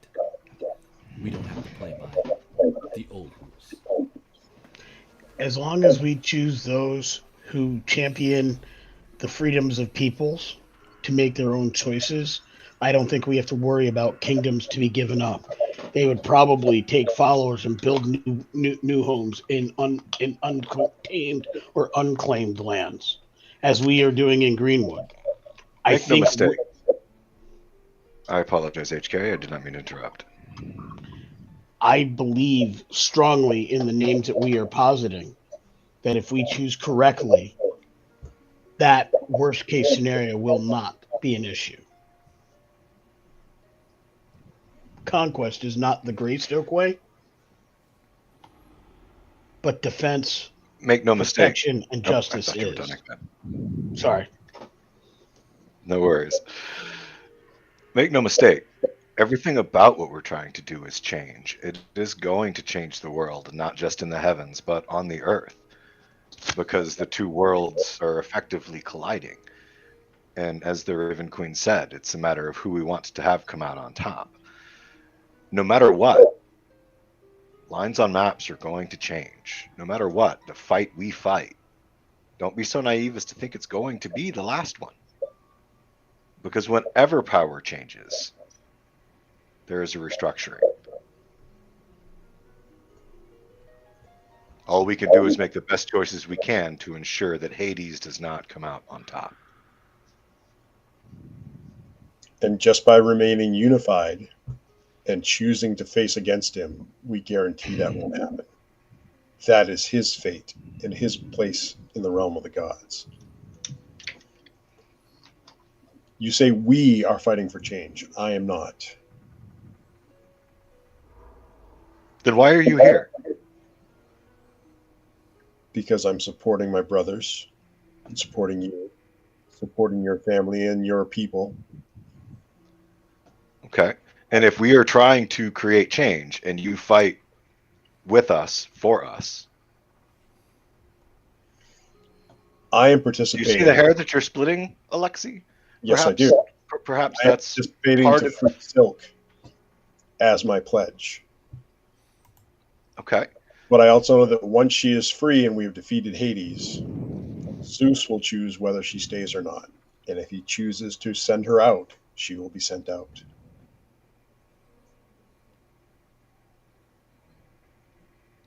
Okay, very well. That may be the case. I'm going to be honest with you. How the gods sort this out when it's done, I cheerfully and willingly leave to them. I'm confident the Raven Queen will do well by herself. But if you have... I don't understand it, and I do not mean to offend, but it's puzzled me for quite some time. because you seem so conflicted. You're committed to one of the gods. You're committed to our cause, but then you're not. I am not committed to your cause. And that's not to say that it's the wrong cause. You have a belief, you believe in something. I support that. I came to your city with the hope that I could bring a light to your people and show them there were other ways other than Lolth. And when I arrived, I found that that had happened. And I am joyous that that outcome occurred. In my travels with you and our interactions with everybody, I came to understand that we were preventing silk from being used by Hades. When we learned of the Sin Stones, I took the one from Mystic upon myself. And as part of that pact, I took upon her as my patron to draw the power to free Silk from Hades' bondage. Okay. That is my quest. I still support my grandfather and my great-grandfather as gods of this realm, or gods of my realm. I'm not sure we're in my realm or our realm at this point. But the gods that are known to the people of Spero and the current system, I support. They're my family. They're my heritage. They're what I know. I have been told by my grandfather that should Zeus decide that Silk is not allowed in Spero, he will remove her once she is free of Hades' prison. So my goal, my intent, my faith is that the Pantheon will remain as it is. But I am attempting to thwart Hades' plan by freeing Silk from his bondage. And then after that, things will fall as they may. I am not fighting to tear down the current Pantheon, the current House of Gods. I am not fighting for that change. Nor am I. Nor have I ever been. As I said, the gods will sort this out when they're done, as they choose. If that means that Zeus banishes all of the new gods if he has that power, it will break my heart, but I'm not God. All I can do, and all we can do, and all our quest was, is I've understood it since we undertook it, Alexi, which is why I've been so puzzled by your by your standoffishness in terms of loyalty and saying that our quest is not the same as your quest. And my friend, that's because the only thing that I am fighting for is to make sure that my queen, my mother, she gestures behind her, is not Hades' servant when she arrives. That's happening, whether we want it to or not. And what happens after that point between the gods is between them. That is all my quest is. And that is why I'm confused that you continue to say that you're not on the same quest. Because if your intent is to bring Silk into this world free of Hades, we are on the same mission. Why do you insist on standing apart? That is not my intent. My intent is to free her from the bondage, the prison of Hades. That is my goal. That is my pact. That is my pledge. If I may, I am not attempting to bridge the gap and bring your goddess and the other We're goddess. not either. That's happening whether we want it to or not, Alexi. That's not something I'm fighting for. Lady Zindred, if I may. That's not something we have the ability to change, or at least not so far. Lady Zindred, if I may. The only difference is whether or not they're under Hades' thumb. Lady Zindred, if I may, and Oleski, Certainly. please allow. Bring some form of sense to this craziness. The question in this moment. And I have to bio. I'm not actually storming away. I think the conversation's fantastic. Good call. Good call.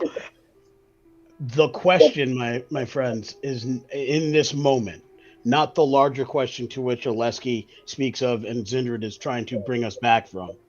It has nothing to do with that end goal. What it has to do is the single point, what is the best way to free Silk from Hades' bondage? We have a choice. We need the best choices to do that. Some of them may have other implications afterwards. I posit Verquillen is one of those.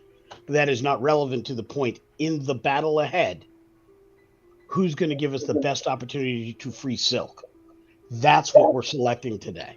So while you have a deeper question and a concern with overall goals, what I believe, and forgive me if I speak out of turn for Lady Zindred, the crux of this issue and this debate is, what are we going to decide now for the express purposes of freeing Silk from bondage? Let all other questions fade to the side. Put them out of your mind in this moment. We are asking, what does it take? Who are the best choices with all of this knowledge that we have been blessed with by gods? What is the best choice to free Silk from bondage? Because if we fail, That's it what may we're not asking. matter. Nothing else matters if we don't free her. So we The need to answer pick to the that 5 question, best names. the answer of faith in that question is that we need nothing else than what we already possess. Our unity is the weapon that defeats Hades. And that, Oleski, I think is the best argument you've made all day. In terms of speaking for me, you were correct in all aspects for the most part, except one, HK, that we don't have to choose to bring any of them back. Would it be nice to have allies? Certainly. But how will they interact with us, with our group, with our world? We don't know. You asked Tyr for assistance, and this is what he's offered. But is this what we need? I believe so. Have we failed to obtain a stone? Have we failed to accomplish an objective? We have not. We have not even lost many companions along the way. My child, We've lost- this is not about we've lost too accomplishing many. the stone. This is about the fight after. These are for you after. When we take a look at entities like the Grey Drake, many parties in the history of the old world have gotten that far. Nearly all of them have either failed in total or in part to seal that deal. We cannot afford to fail in any part. And it was clear to me that the scales were not balanced. I have never asked Tyr, nor has any true paladin of Tyr ever asked Tyr for the ability to win. What I asked was the ability to have the scales balanced so our fight would be fair. This is proof that we were not coming into that fight fair. Tyr himself knew we didn't have what it took to level that playing field. If we call them forth, these names that we choose, we have brought them into a situation where we are the ones who said, now the field is level. Now we can take the fight. We don't know if any of us walk out of that fight, but we have a chance together to win. And that's a chance that I strongly believe with all my heart and all my faith.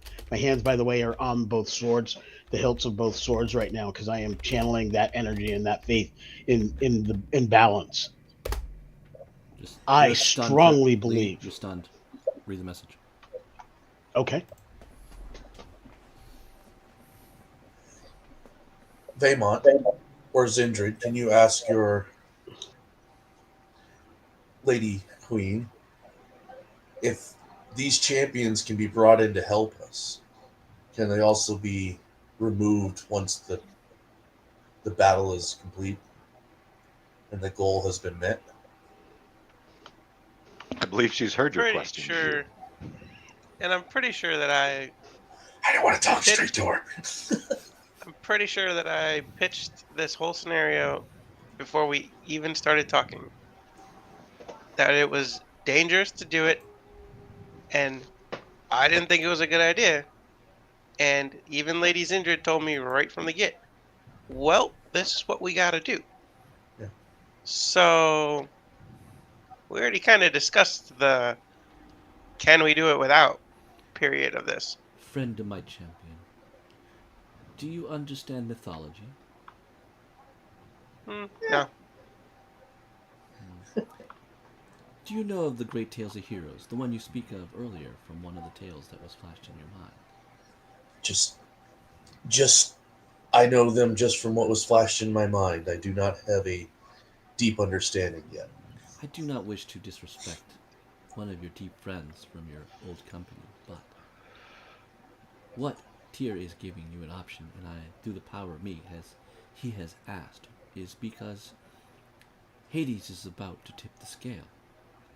After you do acquire the stone from Great Drake, which you are correct, you are very powerful, and indeed that will happen, but HK is right, one of you may fall into this conflict because some of you are not wearing or in possession of silkstones. Fate makes a dangerous course for those individuals. But after that, when the stone is acquired, the battle for silk will have now manifested, and gods will walk the earth. The old gods have old tales, old histories, and this is their world. They have a very high advantage against you. Great names: Jason, Hercules, Odysseus. They are strange names, but they are old tales in these pantheons. And the gods and their beasts, like the Kraken, Cerberus, many of these creatures are at Hades' disposal that he will put onto the field of battle. So yes, when they come to the earth, they will be here to be part of your earth. But if you choose wisely enough, they will be dear friends. Many of them will have things at stake. Although you despise the name Greystoke, the one thing about a Greystoke is it is loyal to its family core.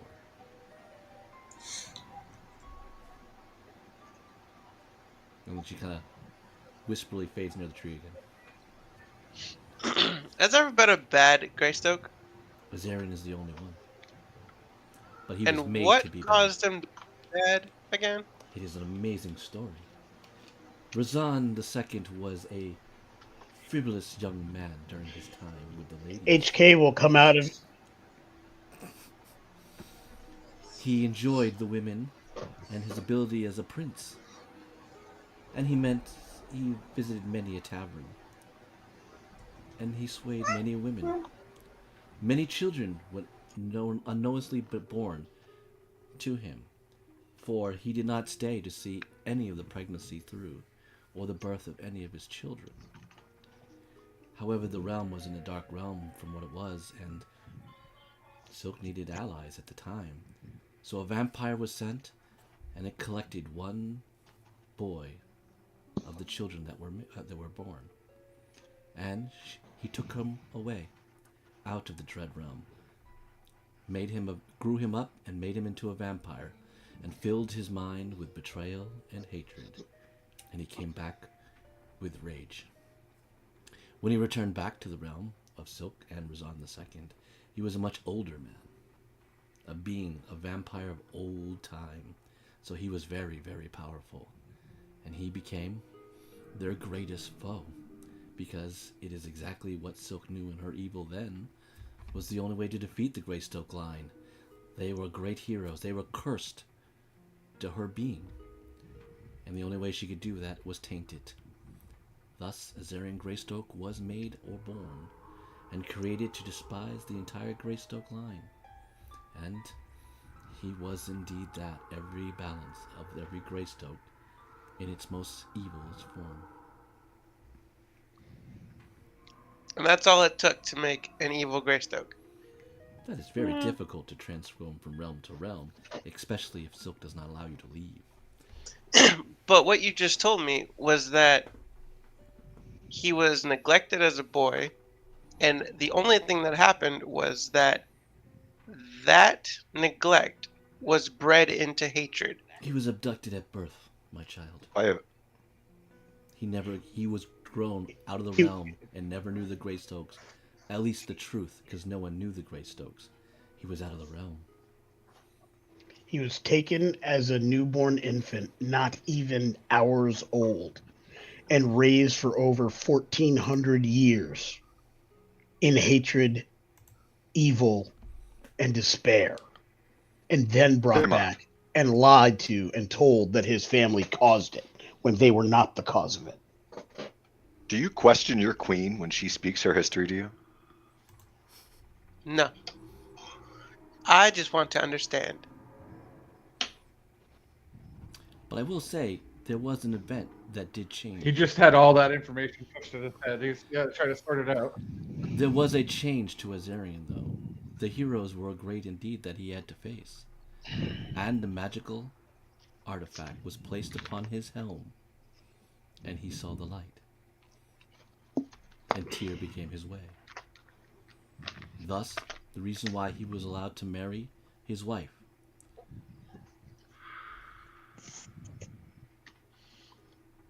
So even he was brought back.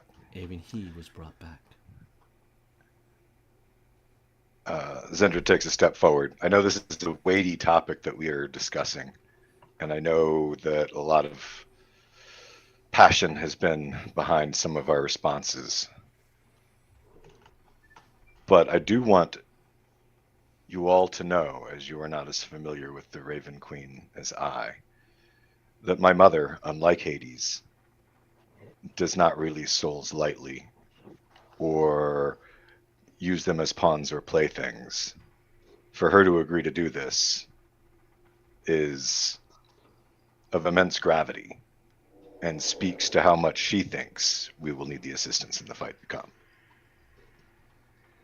I would agree, and I apologize for the cessation of my words. But as I spoke, Tyr spoke unto me. We thought you were simply rebooting, my friend. In some respects, that's fairly accurate. Tyr made it clear that he has often brought balance by those who wield his blade. There are two blades of Tyr. Each of them throughout the ages have been wielded by various paladins of Tyr. Some of which are Greystokes, others of which are Griffin Claws, some of which were Earth Hearts, and some of which were blends of either of those three family lines, because there was marriages between them at various times. As we look at these names, that may be something to consider. I have little preference as to which one, other than my previous statement that I do not believe Ashton would be the correct one to bring back. But there is any number of the paladins, Wind Earth Heart, Lace Griffin Claw, Alyssa, Alyssa Harden, Alyssa Greystoke. There's a number of paladins of Tyr that have wielded his blades at various times that could be very helpful in these regards. Again, something to consider that I would posit to the group. Well, you did state a name that we had already put in the hat, so Indeed. I'd say perhaps we should settle on that individual being one of them.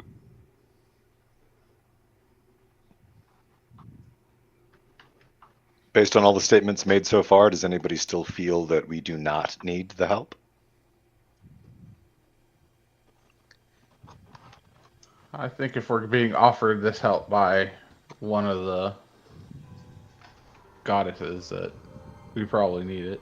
And I don't Firebrand. need it, nor do I want to make any recommendations. But as I said, since there is a champion already in a city in our world, a champion brought here by Hades, I suggest returning his wife to him and perhaps turning him to our side. Or Since we maybe, are- or maybe we bring back the one who turned him in the first place, Tomas Lakewell.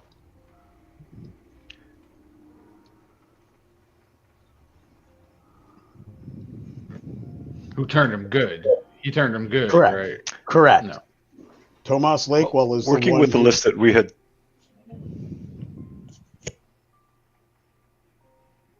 Sorry, sir. I was simply trying to narrow the names we'd mentioned thus far. Yep. And working with the leader of your group, Firebrand. You're the only member of the White Flame who has not weighed in. Both you and Oleski supported your old mentor, so we cannot simply dismiss it out of hand. Hephaestus spoke against, saying that while loved, they may not be the best choice. I would agree with HK based mostly on your goddess, your mother's suggestion that he would not last the next encounter. This isn't a fight that he is made to come back for. We need champions from this other realm, this other world.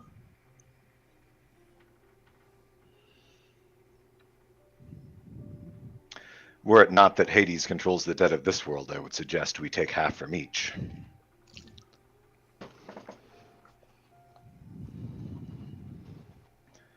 So we have Lace Griffinclaw.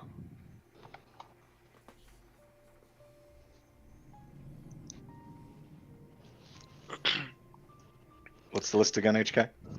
We have As I currently see it, I have Androsius, Mhm. King Verquillen, Razan II, Borgar, and Lace Griffinclaw.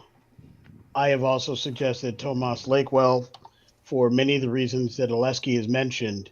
I do not want to discount the need to have a plan in place for dealing with Azarian as we conclude these matters. And while I don't believe bringing back his wife handles the immediate mission, I do think Tomas Lakewell could do a great deal to handle the current mission as well as that future state that we need to be prepared for. But I would not necessarily put Tomas over most of those names we've already listed, except for possibly Brogar.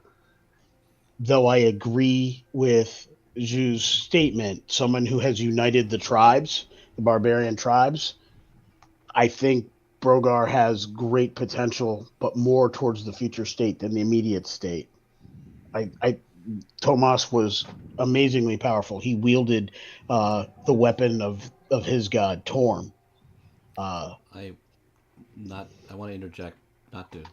I don't want to complicate things, but unfortunately, that's the way the timeline went in the. Oh, I think it's pretty complicated already. Yeah, I know. Yeah. But Lace Griffinclaw was not the paladin of your blade. That was Lace Greystoke. Sorry, apologies. You know. Then I would have said wind. I would have said Wind Earthheart. Then is who I would have gone with because not wanting to overpopulate Greystokes, I would have said Wind Earthheart versus Lace. No offense, AK, but I don't think we want more than one. Yeah, I think one is enough. Hey, there was a time where we had a lot of us all at once, but that's neither here nor there. I didn't think the list needed to be all Greystokes. So. Baymont? And we removed the mage from the list, yes? Baymont, yes, can you roll me a history check, please? The mage from the list.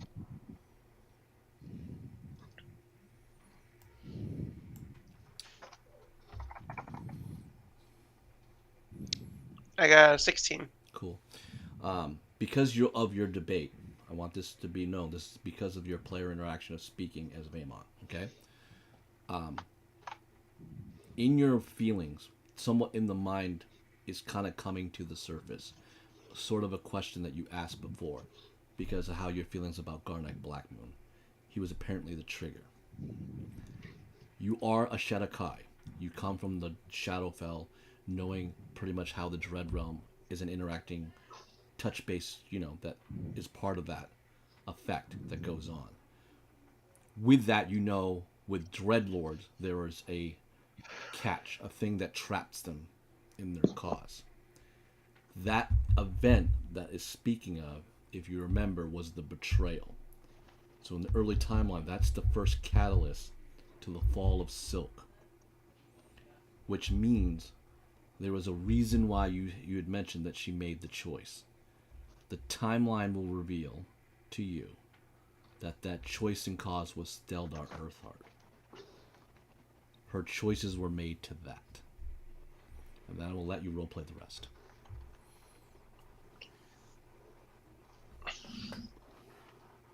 So, wait. Again, So, the Raven Queen is there to ask you questions. I'm here to stir your mind in terms of giving you an insight.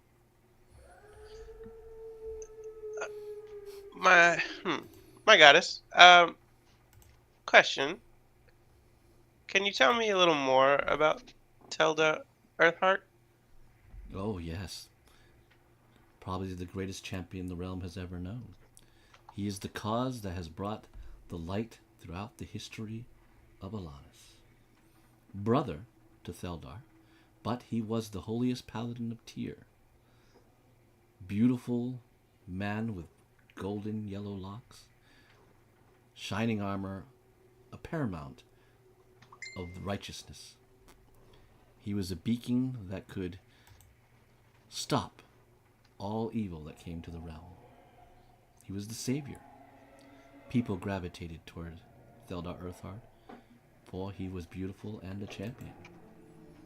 He caught the eye of a very young apprentice with long, raven black hair, frail at the time, but hungry for affection, and astute, very intelligent. Just her charm was not there. It took time, but the young apprentice finally grew into womanhood under the tutelage of a very powerful wizard, Garnak Blackmoon. But she was still just yet a young apprentice, still needing power, and then she decided to be seen, power had to be the way. And she chose dark sorcery, black magic. And in that corrupting effect, she realized only to get more, she had to take more. And the only thing more in her way was her own mentor. So she joined the Trinity of Evil with the Grey Drake and Indiana Styx and hunted the realm, the three that did, raising armies and ravishing and raising all before them. She killed her mentor. And when she did and had his power, had his artifacts, she looked to the beautiful paladin for his affection, for his approval, to see that she now is the most powerful mage in the realm. But he was a paladin of Tyr. He was a holy man. He was pure and good, and scorned her, rejecting her affection, not willing to sacrifice his soul for the choices that she made. And when she saw that, she fled the battlefield at that time, dejected. But someone else was listening to her. Something else was listening to her plight, and took her in, and it was not as warm, but it did give her the comfort and anger and the soothing that she needed. And that was the fall. And the realm has never forgot. When Theldar Earthheart's chain, his seed passed on to others, so did the curse of Alanis. Every champion that was born would be radiantly beautiful and possessing the weapon and gravitating the people of the realm. And yet, the Dark Lady's affection would turn to that one individual. That is the soul of her, her love, her weakness. But be warned, it is the trap. It is what the realms are clashing for. It is what the gods don't know when they possessed her. So, if the Earthheart, I'm sorry, his name was Theldar? Correct. So if Theldar were to be brought back, his soul redeemed, and convinced not to scorn Silk, what would that do for the realm? That is the future, my child. This is what happened in the past. What events will transform here, I know not. I am just helping balance the scales. But the battle to come will find out how well those scales will remain balanced.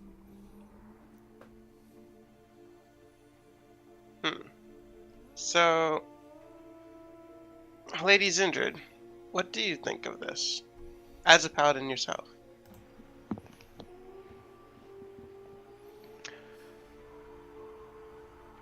I don't object to the concept of Theldar Earthheart if that's what you're asking. As a counterpoint of power to Silk as a god, it's not necessarily a bad thing to have in the realm. But more of, as a paladin, could you be swayed to think in a slightly different manner? The fact that you would ask such a question, Vaemont, is testament to how little you understand what it means to be a paladin. What makes that man great is his devotion to his cause and ideas, even if they differed from mine. I would not try to turn try to turn a great paladin's mind to my own. They have to have their own belief. To be fair, Vaemont, what you're asking is if Theldar Earthheart felt that forgiveness of Silk or loving Silk was a violation of his oath, he would not choose to do so. And if he did, any benefit for having a Paladin of Tyr would evaporate because that would cause him to cease being a Paladin of Tyr.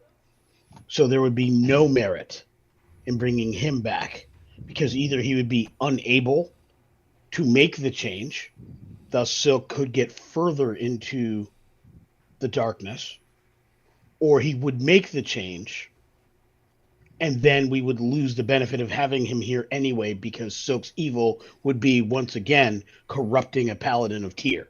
He will not make the change. The question becomes whether or not having him here as an ally, as a companion in this war, will help us succeed. And then afterwards, if he had a purpose in this world, it would be to be a counterpoint and focus for Silk, as opposed to for all gods, all powers need something to check them. I would recommend any of the other Paladins of Tyr, most of which, with the exception of the Greystokes, have come from his line. So Wind Earthheart, again, I would mention as being a better idea in that regard. Fair. So, obviously, I do not understand Paladins. But the question mostly, I was just curious. It sounds like it was his vision of her deeds, that caused him to believe she was his opposite, right? Therefore, he could not love her, and it caused him to scorn her. Or that Silk is a goddess of evil, and he is a shining beacon of good. But what if she weren't actually evil? Our goddess. Are you asking us to change a human that we bring back from the dead, or to change a goddess? I'm asking to change a goddess. I believe that Silk is no longer what she once was, but she is on the precipice of being one or the other. At the moment we bring him back, she is neither one nor the other. And because of that indifference, we're going to have a problem with Theldar. He's going to need her to be one thing or the other, and his decision will be based on that. If she is comes undecided, back, she'll be on a balance point. We do not need to tip it, correct? He's not going to move her one way or the other because he's going to remember what she did, not what she has the potential to do. As a Paladin of Tyr, ours is to judge the actions of others. Never to forgive? Justice by the blade, but justice nonetheless. There are different crimes for different. There are different punishments for different things. But I can tell you, if she has been judged by Theldar, that judgment doesn't change because she's now sorry for it. But could that judgment change because he's dead and we are choosing him to come back? I could ask you to place your hand on my sword and ask the blade, two of the blades that Tyr has sent forth in his way, Lawbringer and Bringer of Law.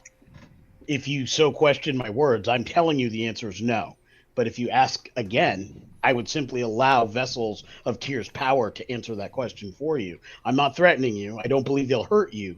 But I believe that if my words are not enough to sway your thoughts on this, perhaps you need to hear them from the gods themselves through their instruments.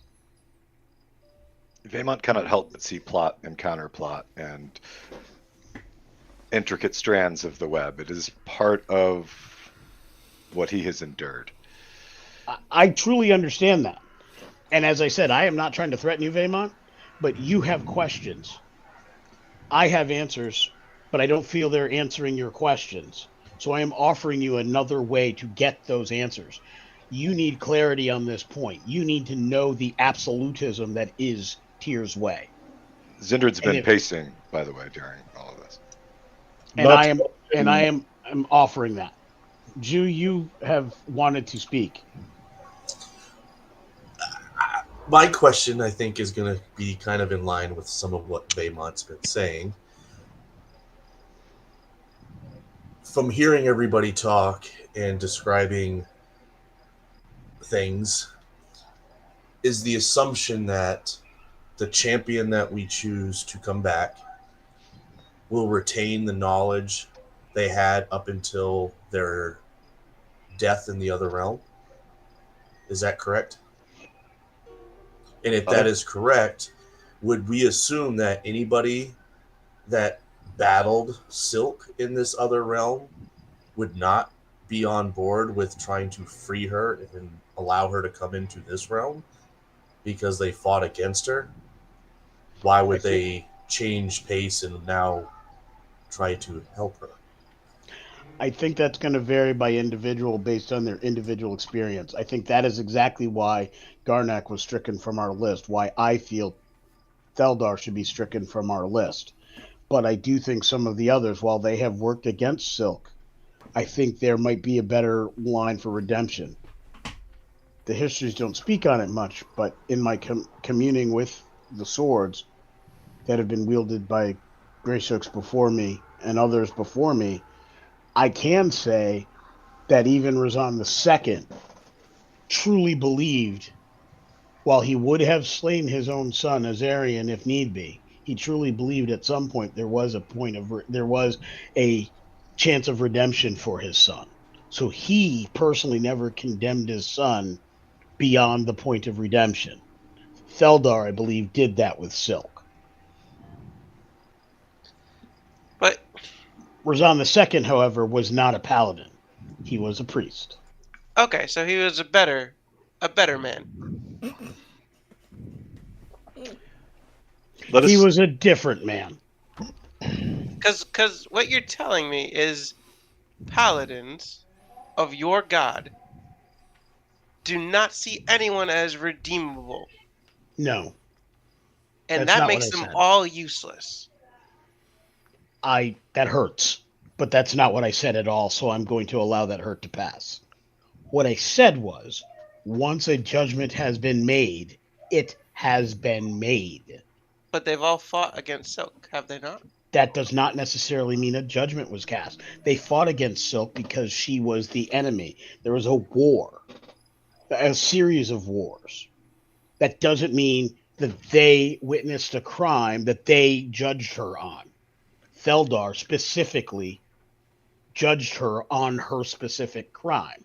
That's why I'm striking him. Other people don't have that same relationship with her. So you may not find that level of discourse or that if level paladins of Tyr.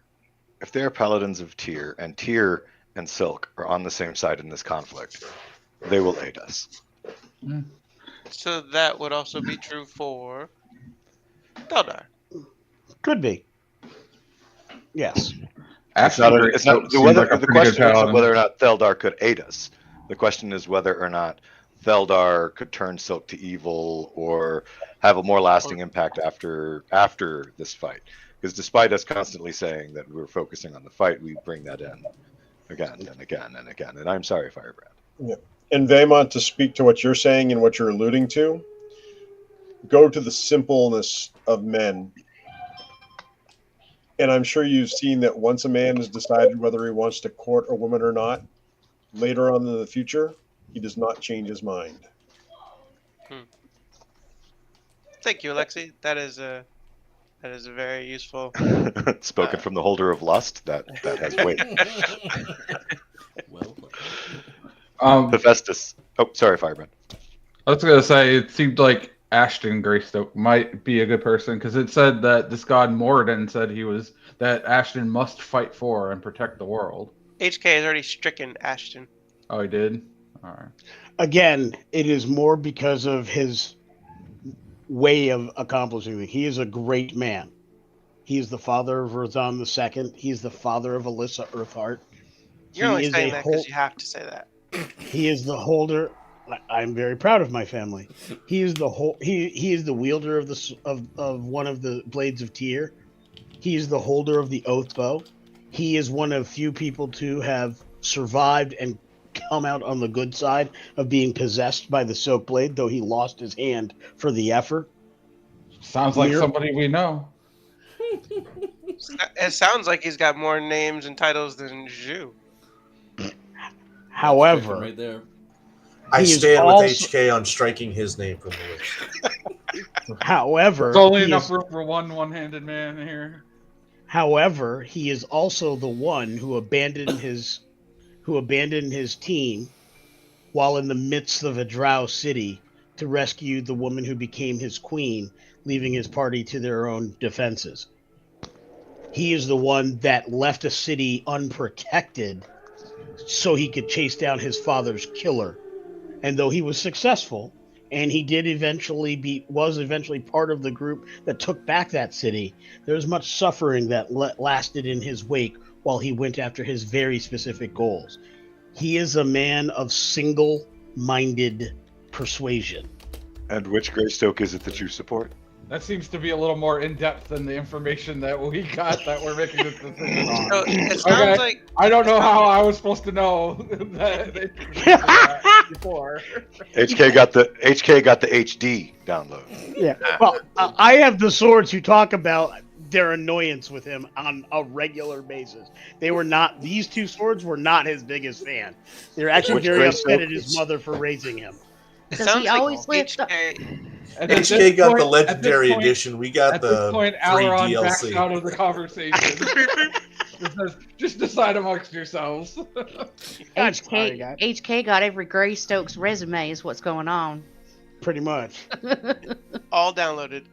All downloaded. So HK is he sounded like he would like one of the Earth Hearts. Oh, definitely. He mentioned he was after Wind Earthheart, but previously he had mentioned a Greystoke in the first list that's already on there.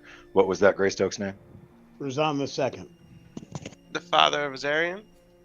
Yes, the father of Azarian, son of Ashton. Okay, I'm starting to understand this messed up family line Okay. you got. And then what else? Who else is on the list? HK. What if we don't go any Greystokes?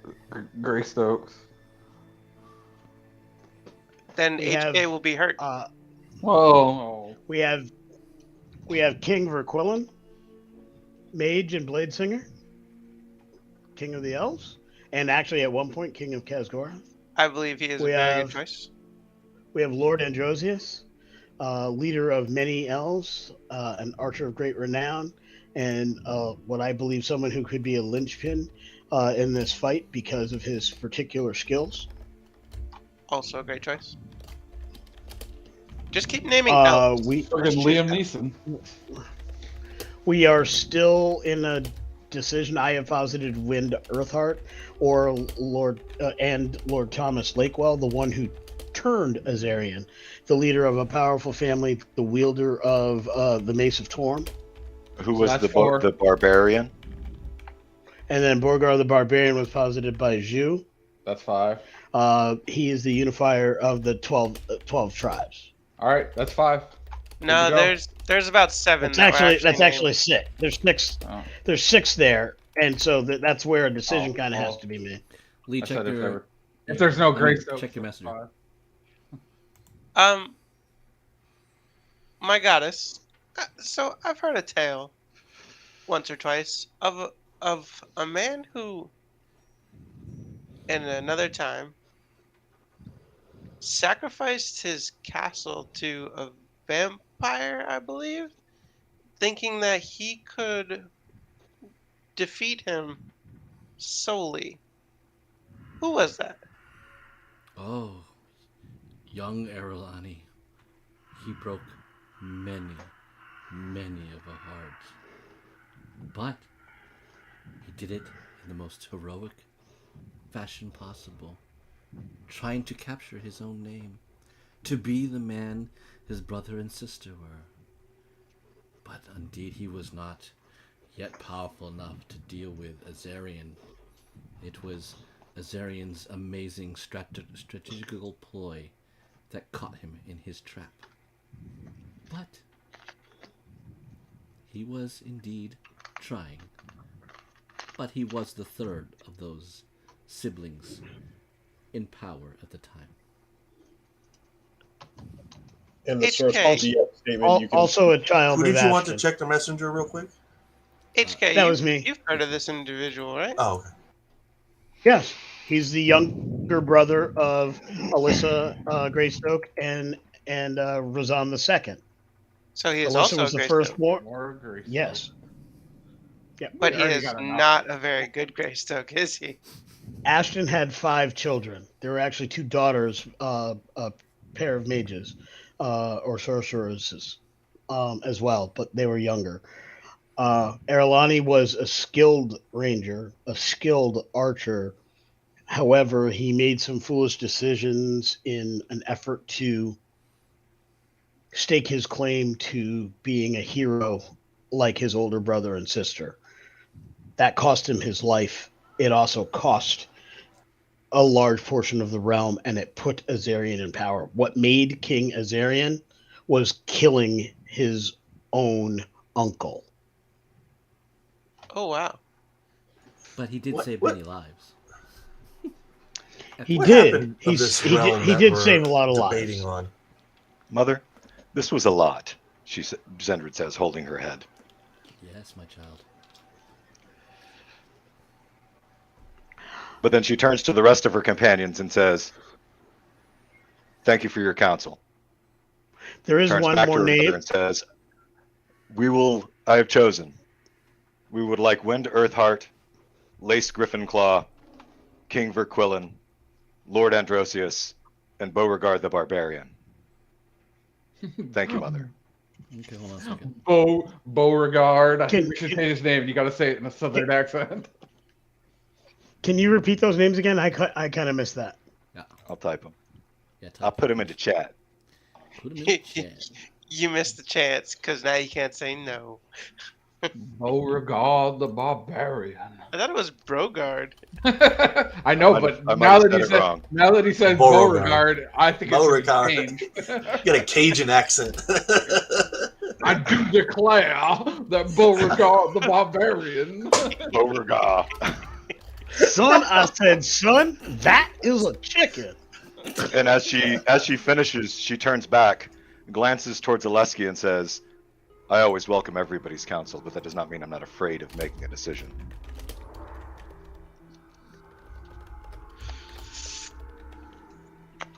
I have no problem with it. I took myself out of the discussion other than the mention of love and the existence of the one already in our realm.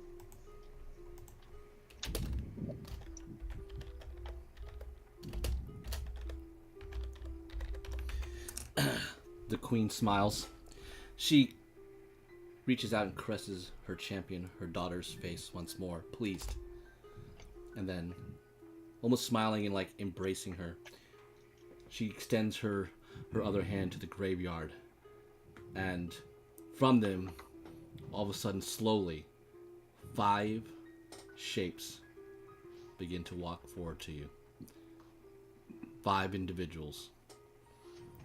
1 very large man, 2 slender but very built elves in glorious elven armor, and 2 very proud, strong, tall human women make their way toward the group. As the Raven Queen holds her champion, her daughter, she goes, "It was why it was important to bring you to this quest, to be ready for this conflict that is happening. It was always meant for you, Sindrid. You are wise. But as I said, the battle is coming. We must prepare for what things to come." And somehow, you're not sure like where or how. It's like she just continues to like things seem to like form, like her other hand reaching into the earth, and a powerful, you can just tell, a shield, an essence again of the Raven Queen. And on it are just decorative, like sculpted ravens around the border of this type of kite shield going forward. And she goes, "I told you, the old gods are coming. You will need protection on the field of battle. This will help you. This is for you, my champion. The last gift for you, for not losing faith in me, for making sure that my presence in this realm will be had, and not to my friend, Silk." Zindra takes a deep breath, and there are tears streaming down her cheeks, and she reaches out and touches the shield, but does not take it. Okay. You, again, and says, feel more essence of it. "Thank you, Mother. I am honored beyond words. But instead of this gift, might I ask that you restore the right hand to my left hand, as it will shield me in battle just as well." I see. This gift will be still needed on the battlefield. But your faith in your friend still is what has inspired you. Your temptation to resist has made them the one unity that would unravel all. Her hand goes out to the battlefield again, and another powerful looking elf form begins to walk through.